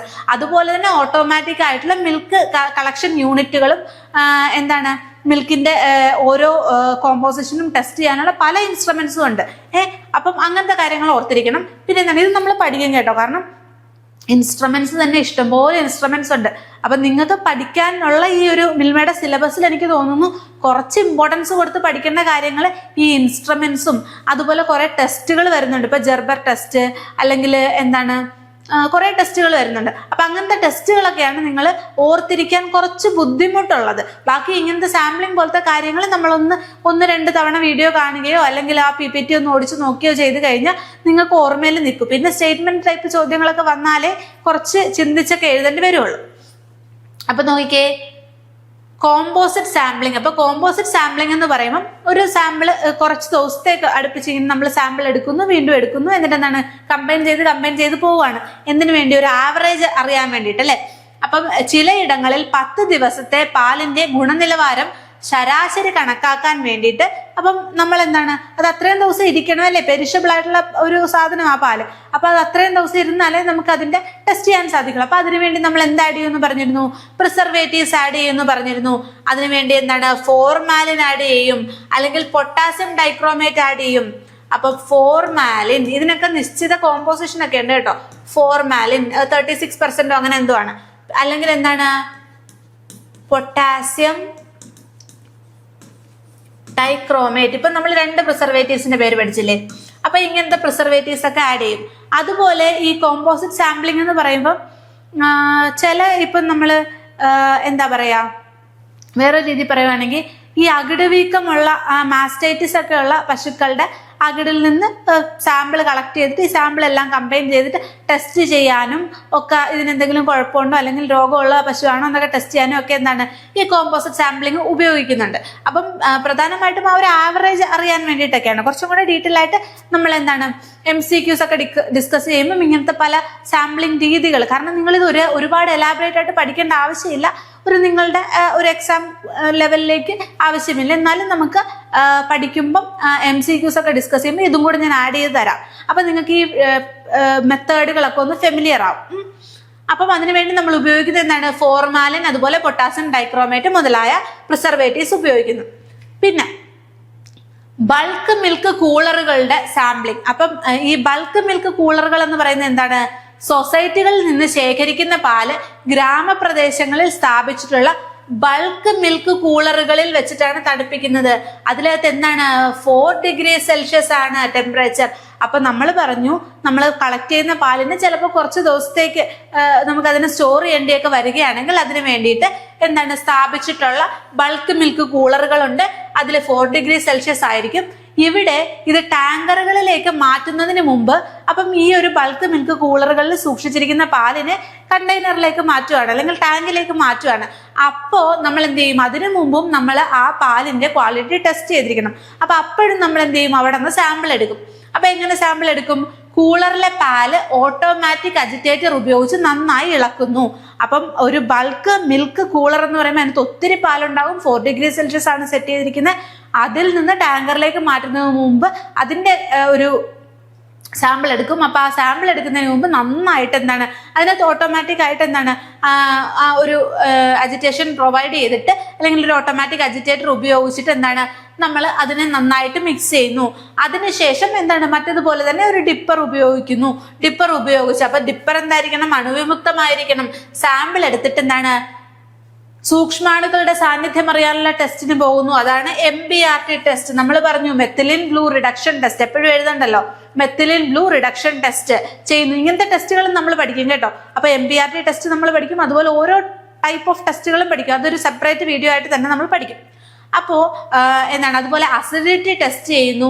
അപ്പൊ ഇങ്ങനത്തെ കാര്യങ്ങളും നമ്മൾ പരിശോധിക്കുന്നുണ്ട്. എപ്പോ ബൾക്ക് മിൽക്ക് കൂളറുകളിൽ നിന്ന് ടാങ്കറുകളിലേക്ക് പാല് മാറ്റുന്നതിന് മുമ്പും നമ്മൾ സാമ്പിൾ എടുത്ത് ടെസ്റ്റ് ചെയ്യുന്നു. അപ്പൊ നമ്മൾ MBRT ടെസ്റ്റ് ചെയ്യുന്നുണ്ട്, അതുപോലെ അസിഡിറ്റി ടെസ്റ്റ് ചെയ്യുന്നുണ്ട്. അതിനു മുമ്പ് എന്താണ് ഈ ടെസ്റ്റ് ചെയ്യാൻ സാമ്പിൾ എടുക്കുന്നതിന് മുമ്പ് പ്രോപ്പർ ആയിട്ടുള്ള അജിറ്റേഷൻ കൊടുക്കുന്നു. അതിന് വേണ്ടിയിട്ട് എന്താണ് ഓട്ടോമാറ്റിക് അജിറ്റേറ്റർ ഉപയോഗിക്കുന്നുണ്ട്. അപ്പൊ ഈ ബൾക്ക് മിൽക്ക് കൂളറിന്റെ താപനില എന്ന് പറയുന്നത് എന്തായിരിക്കും? 4 ഡിഗ്രി സെൽഷ്യസ് ആയിരിക്കും. ഇതും കൂടെ ഓർത്തിരിക്കുക. ഇനി നോക്കിയേ ഡയറി ഡോക്കിലെ സാമ്പിളിംഗ്. ഡയറി ഡോക്ക് എന്ന് പറയുമ്പോൾ എപ്പോഴാണ് ആ ഒരു പാലിനെ ടാങ്കറുകളിൽ നിന്ന് പാല് മിൽമയുടെ ഡയറി പ്ലാന്റിലേക്ക് എത്തുമ്പോൾ ആദ്യം കൊണ്ട് വെക്കുന്ന സ്ഥലം ഉണ്ടല്ലോ, ആ ആദ്യം വെക്കുന്ന സ്ഥലമാണ് റിസപ്ഷൻ ഡോക്ക് അല്ലെങ്കിൽ ഡയറി ഡോക്ക് എന്ന് പറയുന്ന സ്വീകരിക്കുന്ന സ്ഥലം. അവിടെ വെച്ച് തന്നെ, അതായത് ഈ ബൾക്ക് മിൽക്ക് കൂളറിൽ നിന്ന് ടാങ്കറിലേക്ക് മാറ്റിയപ്പോൾ നമ്മൾ ഓൾറെഡി എന്ത് ചെയ്തു, അതിൽ നിന്നൊരു സാമ്പിൾ എടുത്ത് അതിന്റെ ക്വാളിറ്റി ടെസ്റ്റ് ചെയ്തു. ഇനി ഈ ടാങ്കറിൽ നിന്ന് ഡയറി പ്ലാന്റിലേക്ക് പ്രോസസ്സിങ്ങിന് വേണ്ടി കൊണ്ടുവന്നു. അപ്പൊ ഈ ഡയറി പ്ലാന്റിലേക്ക് പോകുന്നതിന് മുമ്പ് അവിടെ എവിടെ കൊണ്ടുവന്ന് വെക്കുന്നു? ഒരു റിസപ്ഷൻ ഡോക്കിൽ അല്ലെങ്കിൽ ഒരു ഡയറി ഡോക്കിൽ കൊണ്ടുവന്ന് വെക്കുന്നു. അവിടെ വെച്ച് വീണ്ടും എന്താണ് അതിന്റെ ക്വാളിറ്റി ഒന്നും കൂടെ ടെസ്റ്റ് ചെയ്യുന്നു സാമ്പിൾ എടുത്തിട്ട്. അതിനുശേഷം മാത്രമാണ് പാല് പ്രോസസ്സിങ്ങിലേക്ക് വിടുന്നത്. അപ്പോ ഈ റിസപ്ഷൻ ഡോക്കിൽ വെച്ചിട്ടും എന്താണ് അതീവ ശ്രദ്ധയോടുകൂടി നമ്മൾ എന്താണ് വീണ്ടും അതിന്റെ സാമ്പിളിങ് നടത്തുന്നുണ്ട്. പ്ലഞ്ചിങ് അല്ലെങ്കിൽ മിക്സിങ്, അത് നമ്മൾ നേരത്തെ പറഞ്ഞു. നോർമലി എന്താണ് എയർ അജിറ്റേഷൻ കൊടുക്കുന്നുണ്ട്. അതിനെ ഏകീകൃതമാക്കാൻ വേണ്ടിയിട്ട് ഒരു എയർ അജിറ്റേഷൻ കൊടുത്ത് എല്ലാ ഭാഗത്തേക്കും അതിന്റെ ഫാറ്റ് ഒക്കെ ഒന്ന് മിക്സ് ആക്കി എടുക്കുന്നു.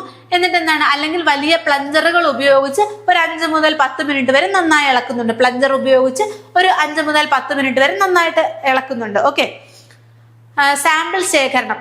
ടാങ്കറിന്റെ മുകളിലെ വാതിലിലൂടെ അണുവിമുക്തമായ ഡിപ്പർ ഉപയോഗിച്ചാണ് സാമ്പിൾ ശേഖരിക്കുന്നത്. അപ്പം ഇപ്പം ബൾക്ക് മിൽക്ക് കൂളറിൽ നിന്ന് ടാങ്കറിലേക്ക് സാധനം കയറ്റി. ഇനി ടാങ്കറിൽ നിന്നാണ് നമ്മൾ സാമ്പിൾ എടുക്കുന്നത് അല്ലെ, എന്താ റിസപ്ഷൻ ഡോക്കിലേക്ക് എത്തുമ്പോൾ. അപ്പം നമ്മൾ എന്ത് ചെയ്യുന്നു, ആ ടാങ്കറിലേക്ക് നമ്മൾ എന്തിറക്കുന്നു, അതിന്റെ മുകളിലൊരു നമ്മൾ വെള്ളമൊക്കെ കൊണ്ടുവരുന്ന ടാങ്കറിൽ ഒരു ഹോൾ കാണില്ലേ, അതുപോലെ ഇതിനൊരു ഹോൾ ഉണ്ട്. അപ്പൊ നമ്മൾ അങ്ങനെ തന്നെ ഡിപ്പ് ചെയ്തിട്ട് എന്ത് ചെയ്യുന്നു, സാമ്പിളിനെ കളക്ട് ചെയ്യുന്നു. അപ്പൊ അണുവിമുക്തമായ ഡിപ്പർ വേണം ഉപയോഗിക്കാൻ. ഓക്കെ. ഇനി നോക്കിക്കേ, ഇനി ഇങ്ങനെ കളക്ട് ചെയ്യുന്ന സാമ്പിളിന് നമ്മൾ എന്തൊക്കെ ടെസ്റ്റുകൾ ചെയ്യും? പ്ലാറ്റ്ഫോം ടെസ്റ്റുകൾ ചെയ്യും. അതായത് ആദ്യമേ ചെയ്യുന്ന സംഭവങ്ങളാണ് പ്ലാറ്റ്ഫോം ടെസ്റ്റുകൾ. അപ്പൊ പാല് അൺലോഡ് ചെയ്തതിന് മുമ്പ് ആ സാമ്പിൾ ഉപയോഗിച്ച് താഴെ പറയുന്ന പരിശോധനകൾ നടത്തുന്നു. ആദ്യത്തേതാണ് COB ടെസ്റ്റ്, അതായത് clot on boiling test. Clot on boiling test important ആണ്. ക്ലോട്ട് ഓൺ ബോയിലിംഗ് ടെസ്റ്റ് ഇതൊരു പ്ലാറ്റ്ഫോം ടെസ്റ്റ് ആണ്. ഇമ്പോർട്ടന്റ് ആണ്. It is a platform test. Okay. മിൽക്കിന്റെ ഒരു പ്ലാറ്റ്ഫോം ടെസ്റ്റ് ആദ്യമേ തന്നെ ചെയ്യുന്ന ഒരു ടെസ്റ്റ് ആണ് എന്ത്, ക്ലോട്ട് ഓൺ ബോയിലിംഗ് ടെസ്റ്റ്. ഈ ക്ലോട്ട് ഓൺ ബോയിലിംഗ് ആണ്, ഞാൻ മാറ്റി പറഞ്ഞോ, ക്ലോട്ട് ഓൺ ബോയിലിംഗ് ആണ്, അതാണ് COB. അപ്പൊ ഇതെന്താ ചെയ്യുന്നതെന്ന് വെച്ചാൽ ഒരു 5 ml പാലെടുത്തു എന്ന് വെച്ചാൽ ഒരു ചെറിയ ക്വാണ്ടിറ്റി പാലെടുത്തു. എന്നിട്ട് അതിനെന്ത് ചെയ്യുന്നു, ഹീറ്റ് ചെയ്യുന്നു. ഒരു ബൺസൺ ബർണർ വെച്ചോ വല്ലതും ഹീറ്റ് ചെയ്യുന്നു. ഹീറ്റ് ചെയ്യുമ്പോൾ ഈ പാല് ഇങ്ങനെ തിളച്ച് വരുമ്പോൾ അതിനകത്ത് ഇങ്ങനെ ക്ലോട്ട് ഫോം ചെയ്യുകയാണെങ്കിൽ, ഇങ്ങനെ തരിയായിട്ട് എന്താണ് അങ്ങനെ ഫോം ചെയ്യുകയാണെങ്കിൽ നമ്മൾ പറയും എന്താണ്, അവിടെ അസിഡിറ്റി കൂടുതലാണ്. ആ കേസിൻ എന്ന് പറയുന്ന പ്രോട്ടീൻ ഉണ്ടല്ലേ നമ്മുടെ പാലിനകത്ത്, അപ്പൊ ഇതിങ്ങനെ കൊയാഗുലേറ്റഡ് ആകുന്നു. അപ്പൊ എന്താണ് അവിടെ അസിഡിറ്റി കൂടുതലായത് കൊണ്ടാണ് അവിടെ ആ ക്ലോട്ട് ഫോർമേഷൻ നടന്നത്, അല്ലെങ്കിൽ ഇങ്ങനെ ഫ്ലേക്സ് ആയിട്ടൊക്കെ കാണപ്പെടും. അപ്പൊ എന്താണ് ആ പാല് ഉപയോഗിക്കാൻ പറ്റാത്ത കണ്ടീഷനിലാണ്, അതിനകത്ത് അസിഡിറ്റി കൂടുതലാണെന്ന് പറയും. ആ ഒരു ടെസ്റ്റ് ആണ് എന്ത്, ക്ലോട്ട് ഓൺ ബോയിലിംഗ് ടെസ്റ്റ് എന്ന് പറയുന്നത്. അപ്പൊ പാല് തിളപ്പിക്കുമ്പോൾ പിരിയുന്നുണ്ടോ എന്ന് നോക്കുന്നു, അതാണ്. അതായത് ഒരു 5 ml മിൽക്ക് എടുത്ത് ബോയിൽ ചെയ്യുമ്പോൾ അവിടെ ക്ലോട്ട് ഫോർമേഷൻ ഉണ്ടെങ്കിൽ അതിനർത്ഥം എന്താണ്, ഹൈ അസിഡിറ്റി ആണ്. അപ്പൊ എന്താണ്, അൺഫിറ്റ് ടു ഡ്രിങ്ക്. ഓക്കെ, അതല്ല പാല് നല്ലതാണെങ്കിൽ എന്നാൽ തിളച്ച് വരുമ്പോൾ അത് ആ ലിക്വിഡ് ഫോമിൽ തന്നെ ഇരിക്കും, അതിനകത്ത് ഇങ്ങനെ തരി സംഭവങ്ങളൊന്നും കാണില്ല. അപ്പൊ it is fit for drinking, അല്ലെങ്കിൽ എന്താണ് ഉപയോഗിക്കാൻ പറ്റുന്ന പാലാന്ന് പറയും. ഇതാണ് ബേസിക് ആയിട്ട് ഒരു platform test, clot on boiling test. ഇനി അസിഡിറ്റി ആൻഡ് ആൽക്കഹോൾ ടെസ്റ്റ്, ഇങ്ങനെ കുറെ ടെസ്റ്റുകൾ ഉണ്ടാവും, നമ്മൾ ഡിസ്കസ് ചെയ്യും കേട്ടോ. അപ്പൊ അതും എന്താണ് പാലിന്റെ പുളിപ്പ് പരിശോധിക്കാനൊക്കെ ആയിട്ടുള്ള ടെസ്റ്റുകളാണ്. അസിഡിറ്റി ടെസ്റ്റ്, ആൽക്കഹോൾ ടെസ്റ്റ് എല്ലാം എന്താണ് ക്വാളിറ്റി ടെസ്റ്റിങ്ങിന് വേണ്ടിയിട്ടുള്ള സംഭവങ്ങളാണ്. ഇനി ഓർഗാനോലെപ്റ്റിക് ടെസ്റ്റ് ഇവിടെ വെച്ച് നടത്തുന്നുണ്ട്. അതായത് ഓർഗാനോലെപ്റ്റിക് എന്ന് പറഞ്ഞപ്പോൾ നമ്മൾ എന്ത് പറഞ്ഞു? ഓർഗൻസ് ഉപയോഗിച്ചുകൊണ്ട് നമ്മൾ രുചിച്ചു നോക്കുന്നു, മണത്ത് നോക്കുന്നു, അല്ലെങ്കിൽ എന്താണ് അങ്ങനെ ആ ഒരു രുചിയും മണവും ഒക്കെ അറിഞ്ഞിട്ട് അത് കൊള്ളാമോ എന്ന് വിശകലനം ചെയ്യുന്നു. കാഴ്ചയിൽ എങ്ങനെയാണ്, അതിനകത്ത് എന്തെങ്കിലും കളർ വ്യത്യാസമുണ്ടോ, തരിതരി പോലെ കിടപ്പുണ്ടോ, ഇതൊക്കെ നോക്കുന്നു. ഇനി മായം ചേർക്കൽ, ഈ എത്രത്തോളം എന്തെങ്കിലും അഡൾട്രൻസ് ഉണ്ടോ എന്നും കൂടെ ഈ ഒരു സ്റ്റേജിൽ വെച്ച് ടെസ്റ്റ് ചെയ്യുന്നുണ്ട്. യൂറിയയുടെ പ്രസൻസ് ഉണ്ടോ എന്ന് ടെസ്റ്റ് ചെയ്യുന്നുണ്ട്. അതുപോലെ എന്താണ് എന്തെങ്കിലും ന്യൂട്രലൈസറുകൾ ഉപയോഗിച്ചിട്ടുണ്ടോ അല്ലെങ്കിൽ വെള്ളം ചേർത്തിട്ടുണ്ടോ എന്നൊക്കെ ടെസ്റ്റ് ചെയ്യുന്ന മായം ചേർക്കൽ ടെസ്റ്റുകളും ഇവിടെ വെച്ച് നടത്തുന്നുണ്ട്. അപ്പം എന്ത് ചെയ്യുന്നു? പ്ലാറ്റ്ഫോം ടെസ്റ്റുകൾ ചെയ്യുന്നുണ്ട്. അതിലൊന്നാണ് എന്ത്? ക്ലോട്ടോൺ ബോയിലിംഗ് ടെസ്റ്റ്. ക്ലോട്ടോൺ ബോയിലിംഗ് ടെസ്റ്റ് ചെയ്യുന്നുണ്ട്. പിന്നെ അസിഡിറ്റി അല്ലെങ്കിൽ ആൽക്കഹോൾ ടെസ്റ്റുകൾ അത് രണ്ടും ചെയ്യുന്നുണ്ട്. ഓർഗാനോലെപ്റ്റിക് ടെസ്റ്റ്, അതിന്റെ രുചി, കാഴ്ചയിൽ എങ്ങനെയാണ്, മണം എങ്ങനെയാണ് എന്നെല്ലാം ടെസ്റ്റ് ചെയ്യുന്നുണ്ട്. പിന്നെ മായം ചേർക്കൽ, അഡൾട്രൻസ് എന്തൊക്കെ നോക്കുന്നുണ്ട്? യൂറിയ അല്ലെങ്കിൽ ന്യൂട്രലൈസറുകൾ, വെള്ളം, ഡിറ്റർജൻസ് ഇങ്ങനത്തെ സാധനങ്ങളുടെ ഒക്കെ പ്രസൻസ് ഉണ്ടോ എന്ന് നോക്കുന്നുണ്ട്. അപ്പൊ ഈ പരിശോധനകൾ വിജയിച്ചാൽ മാത്രമേ പാല് പ്ലാന്റിലേക്ക് പമ്പ് ചെയ്യുകയുള്ളൂ. അതായത് മിൽക്ക് പ്രോസസ്സിങ്ങിന് വേണ്ടിയിട്ട് ആ ഒരു ഡയറി പ്ലാന്റിലേക്ക് പാല് പോകണമെങ്കിൽ ഈ ടെസ്റ്റുകളെല്ലാം വിജയിച്ചിരിക്കണമെങ്കിൽ മാത്രമേ എന്താണ് അടുത്തൊരു സ്റ്റേജിലേക്ക്, പ്രോസസ്സിംഗ് സ്റ്റേജിലേക്ക് എന്തിനെ കൊണ്ടുപോകാൻ പറ്റുള്ളൂ? ഈ പാലിനെ കൊണ്ടുപോകാൻ പറ്റുള്ളൂ. അപ്പോൾ ഓർക്കണം, സാമ്പിളിങ് എവിടെയൊക്കെ നടന്നു? കളക്ട് ചെയ്ത പോയിന്റ് തൊട്ട് ഓരോ ഘട്ടത്തിലും നടന്നു. എന്താണ് നമ്മുടെ ബൾക്ക് കൂളറുകൾ കൊണ്ടുപോകുമ്പോഴത്തേക്കും ചെയ്തു, പിന്നെ ടാങ്കറുകളിലേക്ക് എത്തുമ്പോൾ ചെയ്തു, പിന്നെ നമ്മൾ എന്താണ് റിസപ്ഷൻ ഡോക്കിൽ ചെയ്തു, പിന്നെ എന്താണ് പ്ലാന്റിലേക്ക് പോകുന്നതിന് മുമ്പ് ഇങ്ങനെ ചെയ്തു. അപ്പൊ എല്ലാ ഘട്ടത്തിലും എന്താണ് ഈ ടെസ്റ്റുകൾ നടത്തുന്നുണ്ട്. അതാണ് ഒരു മിൽമയുടെ ആ ഒരു ക്വാളിറ്റി അഷ്വറൻസ് എന്ന് പറയുന്നത്. ഓരോ ഘട്ടത്തിലും പ്രോപ്പർ ആയിട്ടുള്ള സാമ്പിൾ കളക്ഷനും അതിന്റെ ടെസ്റ്റിങ്ങും നടക്കുന്നുണ്ട്. അടുത്തത് നോക്കിക്കേ, പ്രോസസ്സിങ്ങിന് പോയല്ലേ. അപ്പൊ പ്രോസസ്സിംഗ് ഘട്ടത്തിലെ സാമ്പിളിങ് നോക്കാം. പാല് പാസ്ചറൈസേഷൻ ചെയ്ത ശേഷവും പാക്കറ്റുകളിലേക്ക് നിറയ്ക്കുന്നതിന് തൊട്ടു മുമ്പും ഗുണനിലവാര നിയന്ത്രണ വിഭാഗം സാമ്പിളുകൾ ശേഖരിക്കുന്നു. അതായത് പ്രോസസ്സിംഗ് എന്ന് പറയുമ്പോൾ നമുക്കറിയാം അവിടെ എന്തൊക്കെ നടക്കുന്നുണ്ട്?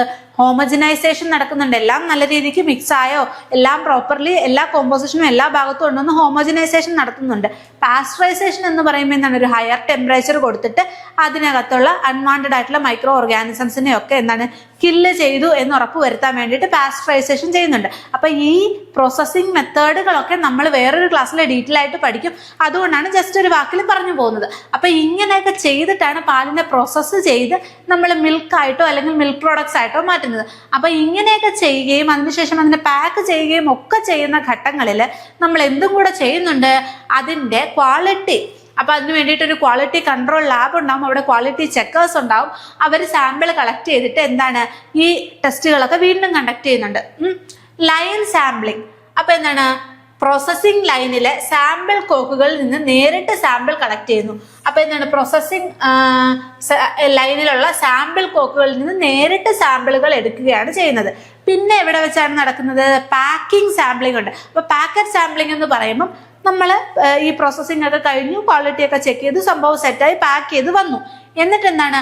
ആ പാക്കിംഗ് മെഷീനിൽ നിന്ന് റാൻഡം ആയിട്ട് പാക്കറ്റുകൾ എടുത്തിട്ട്, നമുക്കറിയാം ഇങ്ങനെ കണ്ടിട്ടില്ലേ, ഇങ്ങനെ ഒഴുകി വരും ഓരോ പാക്കായിട്ട്. ആ ഒരു മെഷീനിൽ നിന്ന് ഇങ്ങനെ പുറത്തേക്ക് വരും. അതിൽ നിന്ന് റാൻഡം ആയിട്ട് ഇങ്ങനെ ഹാൻഡ് പിക്ക് ചെയ്യുകയാണ്, എവിടെന്നെങ്കിലും ഒക്കെ പിക്ക് ചെയ്തെടുത്തിട്ട് ആ ഒരു പാക്കറ്റ് നോക്കിയിട്ട് അതിനകത്ത് എന്തെങ്കിലും ലീക്കേജ് ഉണ്ടോ, അതിന്റെ അളവ് നോക്കും, അതിന്റെ വെയിറ്റിന് എന്തെങ്കിലും വ്യത്യാസം. ഇപ്പം നമ്മൾ 525 ml പാല് പാക്കറ്റ് ഉണ്ടല്ലേ, അപ്പൊ അത് 525 ml തന്നെ ഉണ്ടോ എന്നൊക്കെ റാൻഡം ആയിട്ട് ടെസ്റ്റ് ചെയ്യും. ഇങ്ങനെ വരുന്നതിൽ നിന്ന് ഒരെണ്ണം പിക്ക് ചെയ്തെടുക്കുക ചെയ്യുന്നല്ല, അത് എല്ലാം ടെസ്റ്റ് ചെയ്ത് പോകാനുള്ള ഇതില്ല അല്ലെ. അപ്പൊ റാൻഡം ആയിട്ട് അതിന് ലീക്കേജ് ഉണ്ടോ എന്ന് നോക്കും, അളവ് ടെസ്റ്റ് ചെയ്യും, അതിന്റെ കൊഴുപ്പ് ടെസ്റ്റ് ചെയ്യും, അതുപോലെ എന്താണ് ഫോസ്ഫറ്റേസ് ടെസ്റ്റ് ചെയ്യും. ഫോസ്ഫറ്റേസ് ടെസ്റ്റ് എന്തിനു വേണ്ടിയാണ് ചെയ്യുന്നത്? പ്രോപ്പർ ആയിട്ടുള്ള പാസ്ചറൈസേഷൻ നടന്നിട്ടുണ്ടോ എന്നറിയാൻ വേണ്ടിയിട്ടാണ് ആൽക്കലൈൻ ഫോസ്ഫറ്റേസ് ടെസ്റ്റ് ചെയ്യുന്നത്. Alkaline ഫോസ്ഫറ്റേസ് test. എന്തിനു വേണ്ടിയിട്ടാണ്? Indicator of proper pasteurisation. ഇതൊക്കെ നമ്മൾ അടുത്ത ക്ലാസ്സിൽ ഡീറ്റെയിൽ ആയിട്ട് പഠിക്കും. അതുകൊണ്ടാണ് ഇങ്ങനെ പറഞ്ഞു പോകുന്നത്. കാര്യം ഈ പോയിന്റ് നിങ്ങളുടെ മനസ്സിലിരിക്കാൻ വേണ്ടിയാണ് ഇപ്പോൾ ഇത് ഞാൻ എടുത്തു പറയുന്നത്. പക്ഷെ ഇതെല്ലാം നമ്മൾ ഡീറ്റെയിൽ ആയിട്ട് പഠിക്കുന്നുണ്ട് അല്ലെ. മിൽക്കിന്റെ പ്രോസസ്സിങ്ങിന്റെ കാര്യം പറയുമ്പോൾ നമ്മൾ ഇതൊക്കെ ഓരോ ക്ലാസ്സുകളിലായിട്ട് ഡീറ്റെയിൽ ആയിട്ട് പഠിക്കുന്നുണ്ട്. അപ്പം ഓർക്കുക, ഈ ആൽക്കലൈൻ ഫോസ്ഫറ്റേസ് ടെസ്റ്റ് എന്നൊരു വാക്ക് ഇവിടെ വന്നുകൊണ്ടാ പറയുന്നത് അത് പാസ്ചറൈസേഷൻ പൂർണ്ണമായും നടന്നു എന്ന് ഉറപ്പ് വരുത്തുന്ന ഒരു ടെസ്റ്റാണ്.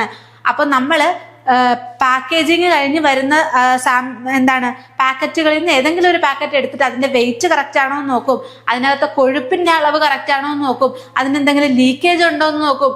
അതുപോലെ പാസ്ചറൈസേഷൻ പ്രോപ്പർ ആയിട്ട് നടന്നോ എന്നറിയാൻ എന്ത് ചെയ്യും? ആൽക്കലൈൻ ഫോസ്ഫറ്റേസ് ടെസ്റ്റ് ചെയ്യും. ഇങ്ങനത്തെ ടെസ്റ്റുകൾ എന്തിന്റെ കേസിലും നടക്കുന്നുണ്ട്? ഈ പാക്കറ്റ് സാമ്പിളിങ്ങിന്റെ കേസിലും നടക്കുന്നുണ്ട്. ക്ലിയർ ആണല്ലോ? ഇനി അടുത്ത് നോക്കിയൂ, ഉപയോഗിക്കുന്ന ഉപകരണങ്ങൾ നമ്മൾ ഓൾറെഡി പറഞ്ഞതാണ്. പ്ലഞ്ചർ നമ്മൾ പറഞ്ഞു എന്തിനു വേണ്ടിയിട്ടാണ്? പ്രോപ്പർ ആയിട്ടുള്ള അജിറ്റേഷൻ കൊടുക്കാൻ വേണ്ടി, നല്ല രീതിക്ക് മിക്സ് ആകാൻ വേണ്ടി, ഇളക്കി യോജിപ്പിക്കാൻ വേണ്ടി ഉപയോഗിക്കുന്ന ഇൻസ്ട്രുമെന്റ് ആണ് പ്ലഞ്ചർ എന്ന് പറയുന്നത്. സ്റ്റീൽ അല്ലെങ്കിൽ അലൂമിനിയം ആയിരിക്കും ഉപയോഗിക്കുന്നത്.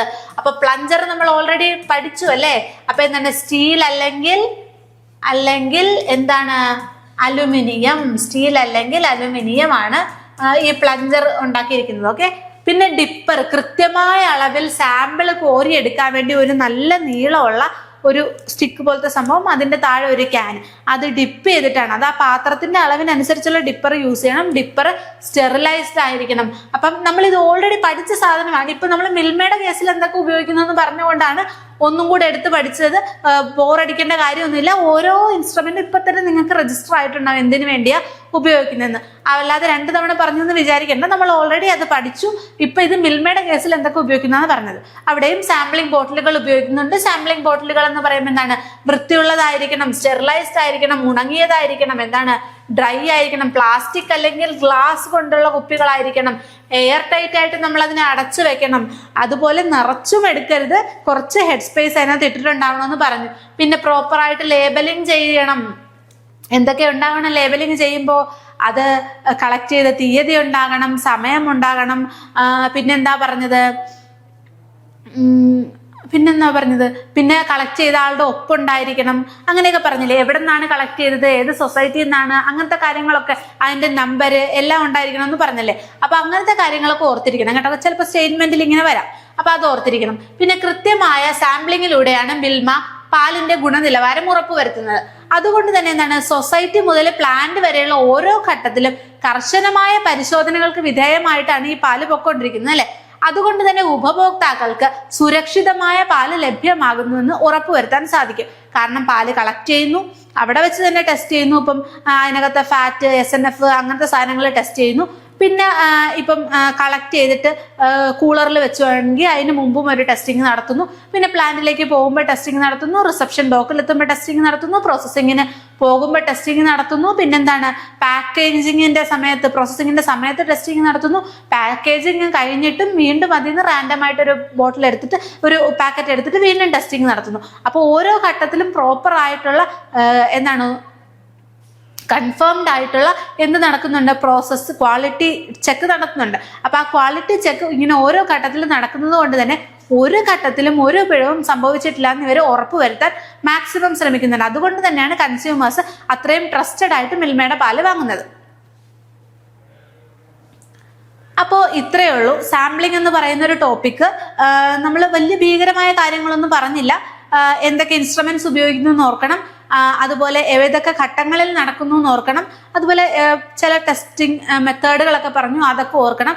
എന്തൊക്കെ തരത്തിലുള്ള ടെസ്റ്റിങ്ങുകൾ ചെയ്യണം എന്ന് ഓർക്കണം. അതിന്റെ വെല്ലുവിളികൾ, ആ വെല്ലുവിളികളെ എങ്ങനെ നേരിടാം എന്ന കാര്യങ്ങൾ ഓർക്കണം. അപ്പൊ ഇത്രയാണ്. വളരെ സിമ്പിൾ ആയിട്ടുള്ള ഒരു ടോപ്പിക് ആയിരുന്നു സാമ്പിളിംഗ് എന്ന് പറയുന്നത്. ഇനി അഡീഷണൽ ആയിട്ട് ഇപ്പൊ നമ്മൾ പറഞ്ഞില്ലേ, കോമ്പോസിറ്റ് സാമ്പിളിംഗ് പറഞ്ഞു. അപ്പൊ അങ്ങനത്തെയൊക്കെ കാര്യങ്ങളിൽ എന്തെങ്കിലും എലാബറേറ്റ് ആയിട്ട് നിങ്ങൾക്ക് അത്ര ഇൻഡെപ്തിൽ വേണ്ടാന്ന് തോന്നുന്നു. പക്ഷേ ഇൻ കേസ് ആവശ്യമായി വരികയാണെങ്കിൽ നമ്മൾ MCQs ഡിസ്കസ് ചെയ്യുമ്പോൾ അല്ലെങ്കിൽ എന്തെങ്കിലും റിവിഷൻ ക്ലാസ്സസ് ഒക്കെ വരുമ്പോൾ ഇതും കൂടെ ആഡ് ഓൺ ചെയ്തിട്ട് എന്തായാലും തരും. അപ്പം ഒരു 10ാം ക്ലാസ് തരത്തിലുള്ള രീതിക്കാണ് നമ്മളിപ്പോൾ ക്ലാസ് എടുത്തിരിക്കുന്നത്. ഇനി ഇൻഡെപ്ത് എന്തെങ്കിലും വേണമെങ്കിൽ നമ്മൾ എന്താണ് ഫർദർ പഠിച്ച് പോകുമ്പം അതും കൂടെ ആഡ് ചെയ്തിട്ട് തീർച്ചയായിട്ടും തരുന്നതാണ്. ഒരു പോയിന്റ് പോലും മിസ്സാക്കാതെ നമുക്ക് പഠിച്ച് തന്നെ മുന്നോട്ട് പോകാം. അപ്പൊ ഇതൊരു സിമ്പിൾ ടോപ്പിക് ആയിരുന്നു. ഇന്ന് തന്നെ പഠിക്കുക, റിവൈസ് ചെയ്യുക, മാക്സിമം MCQs വർക്ക്ഔട്ട് ചെയ്യുക. So thanks for watching.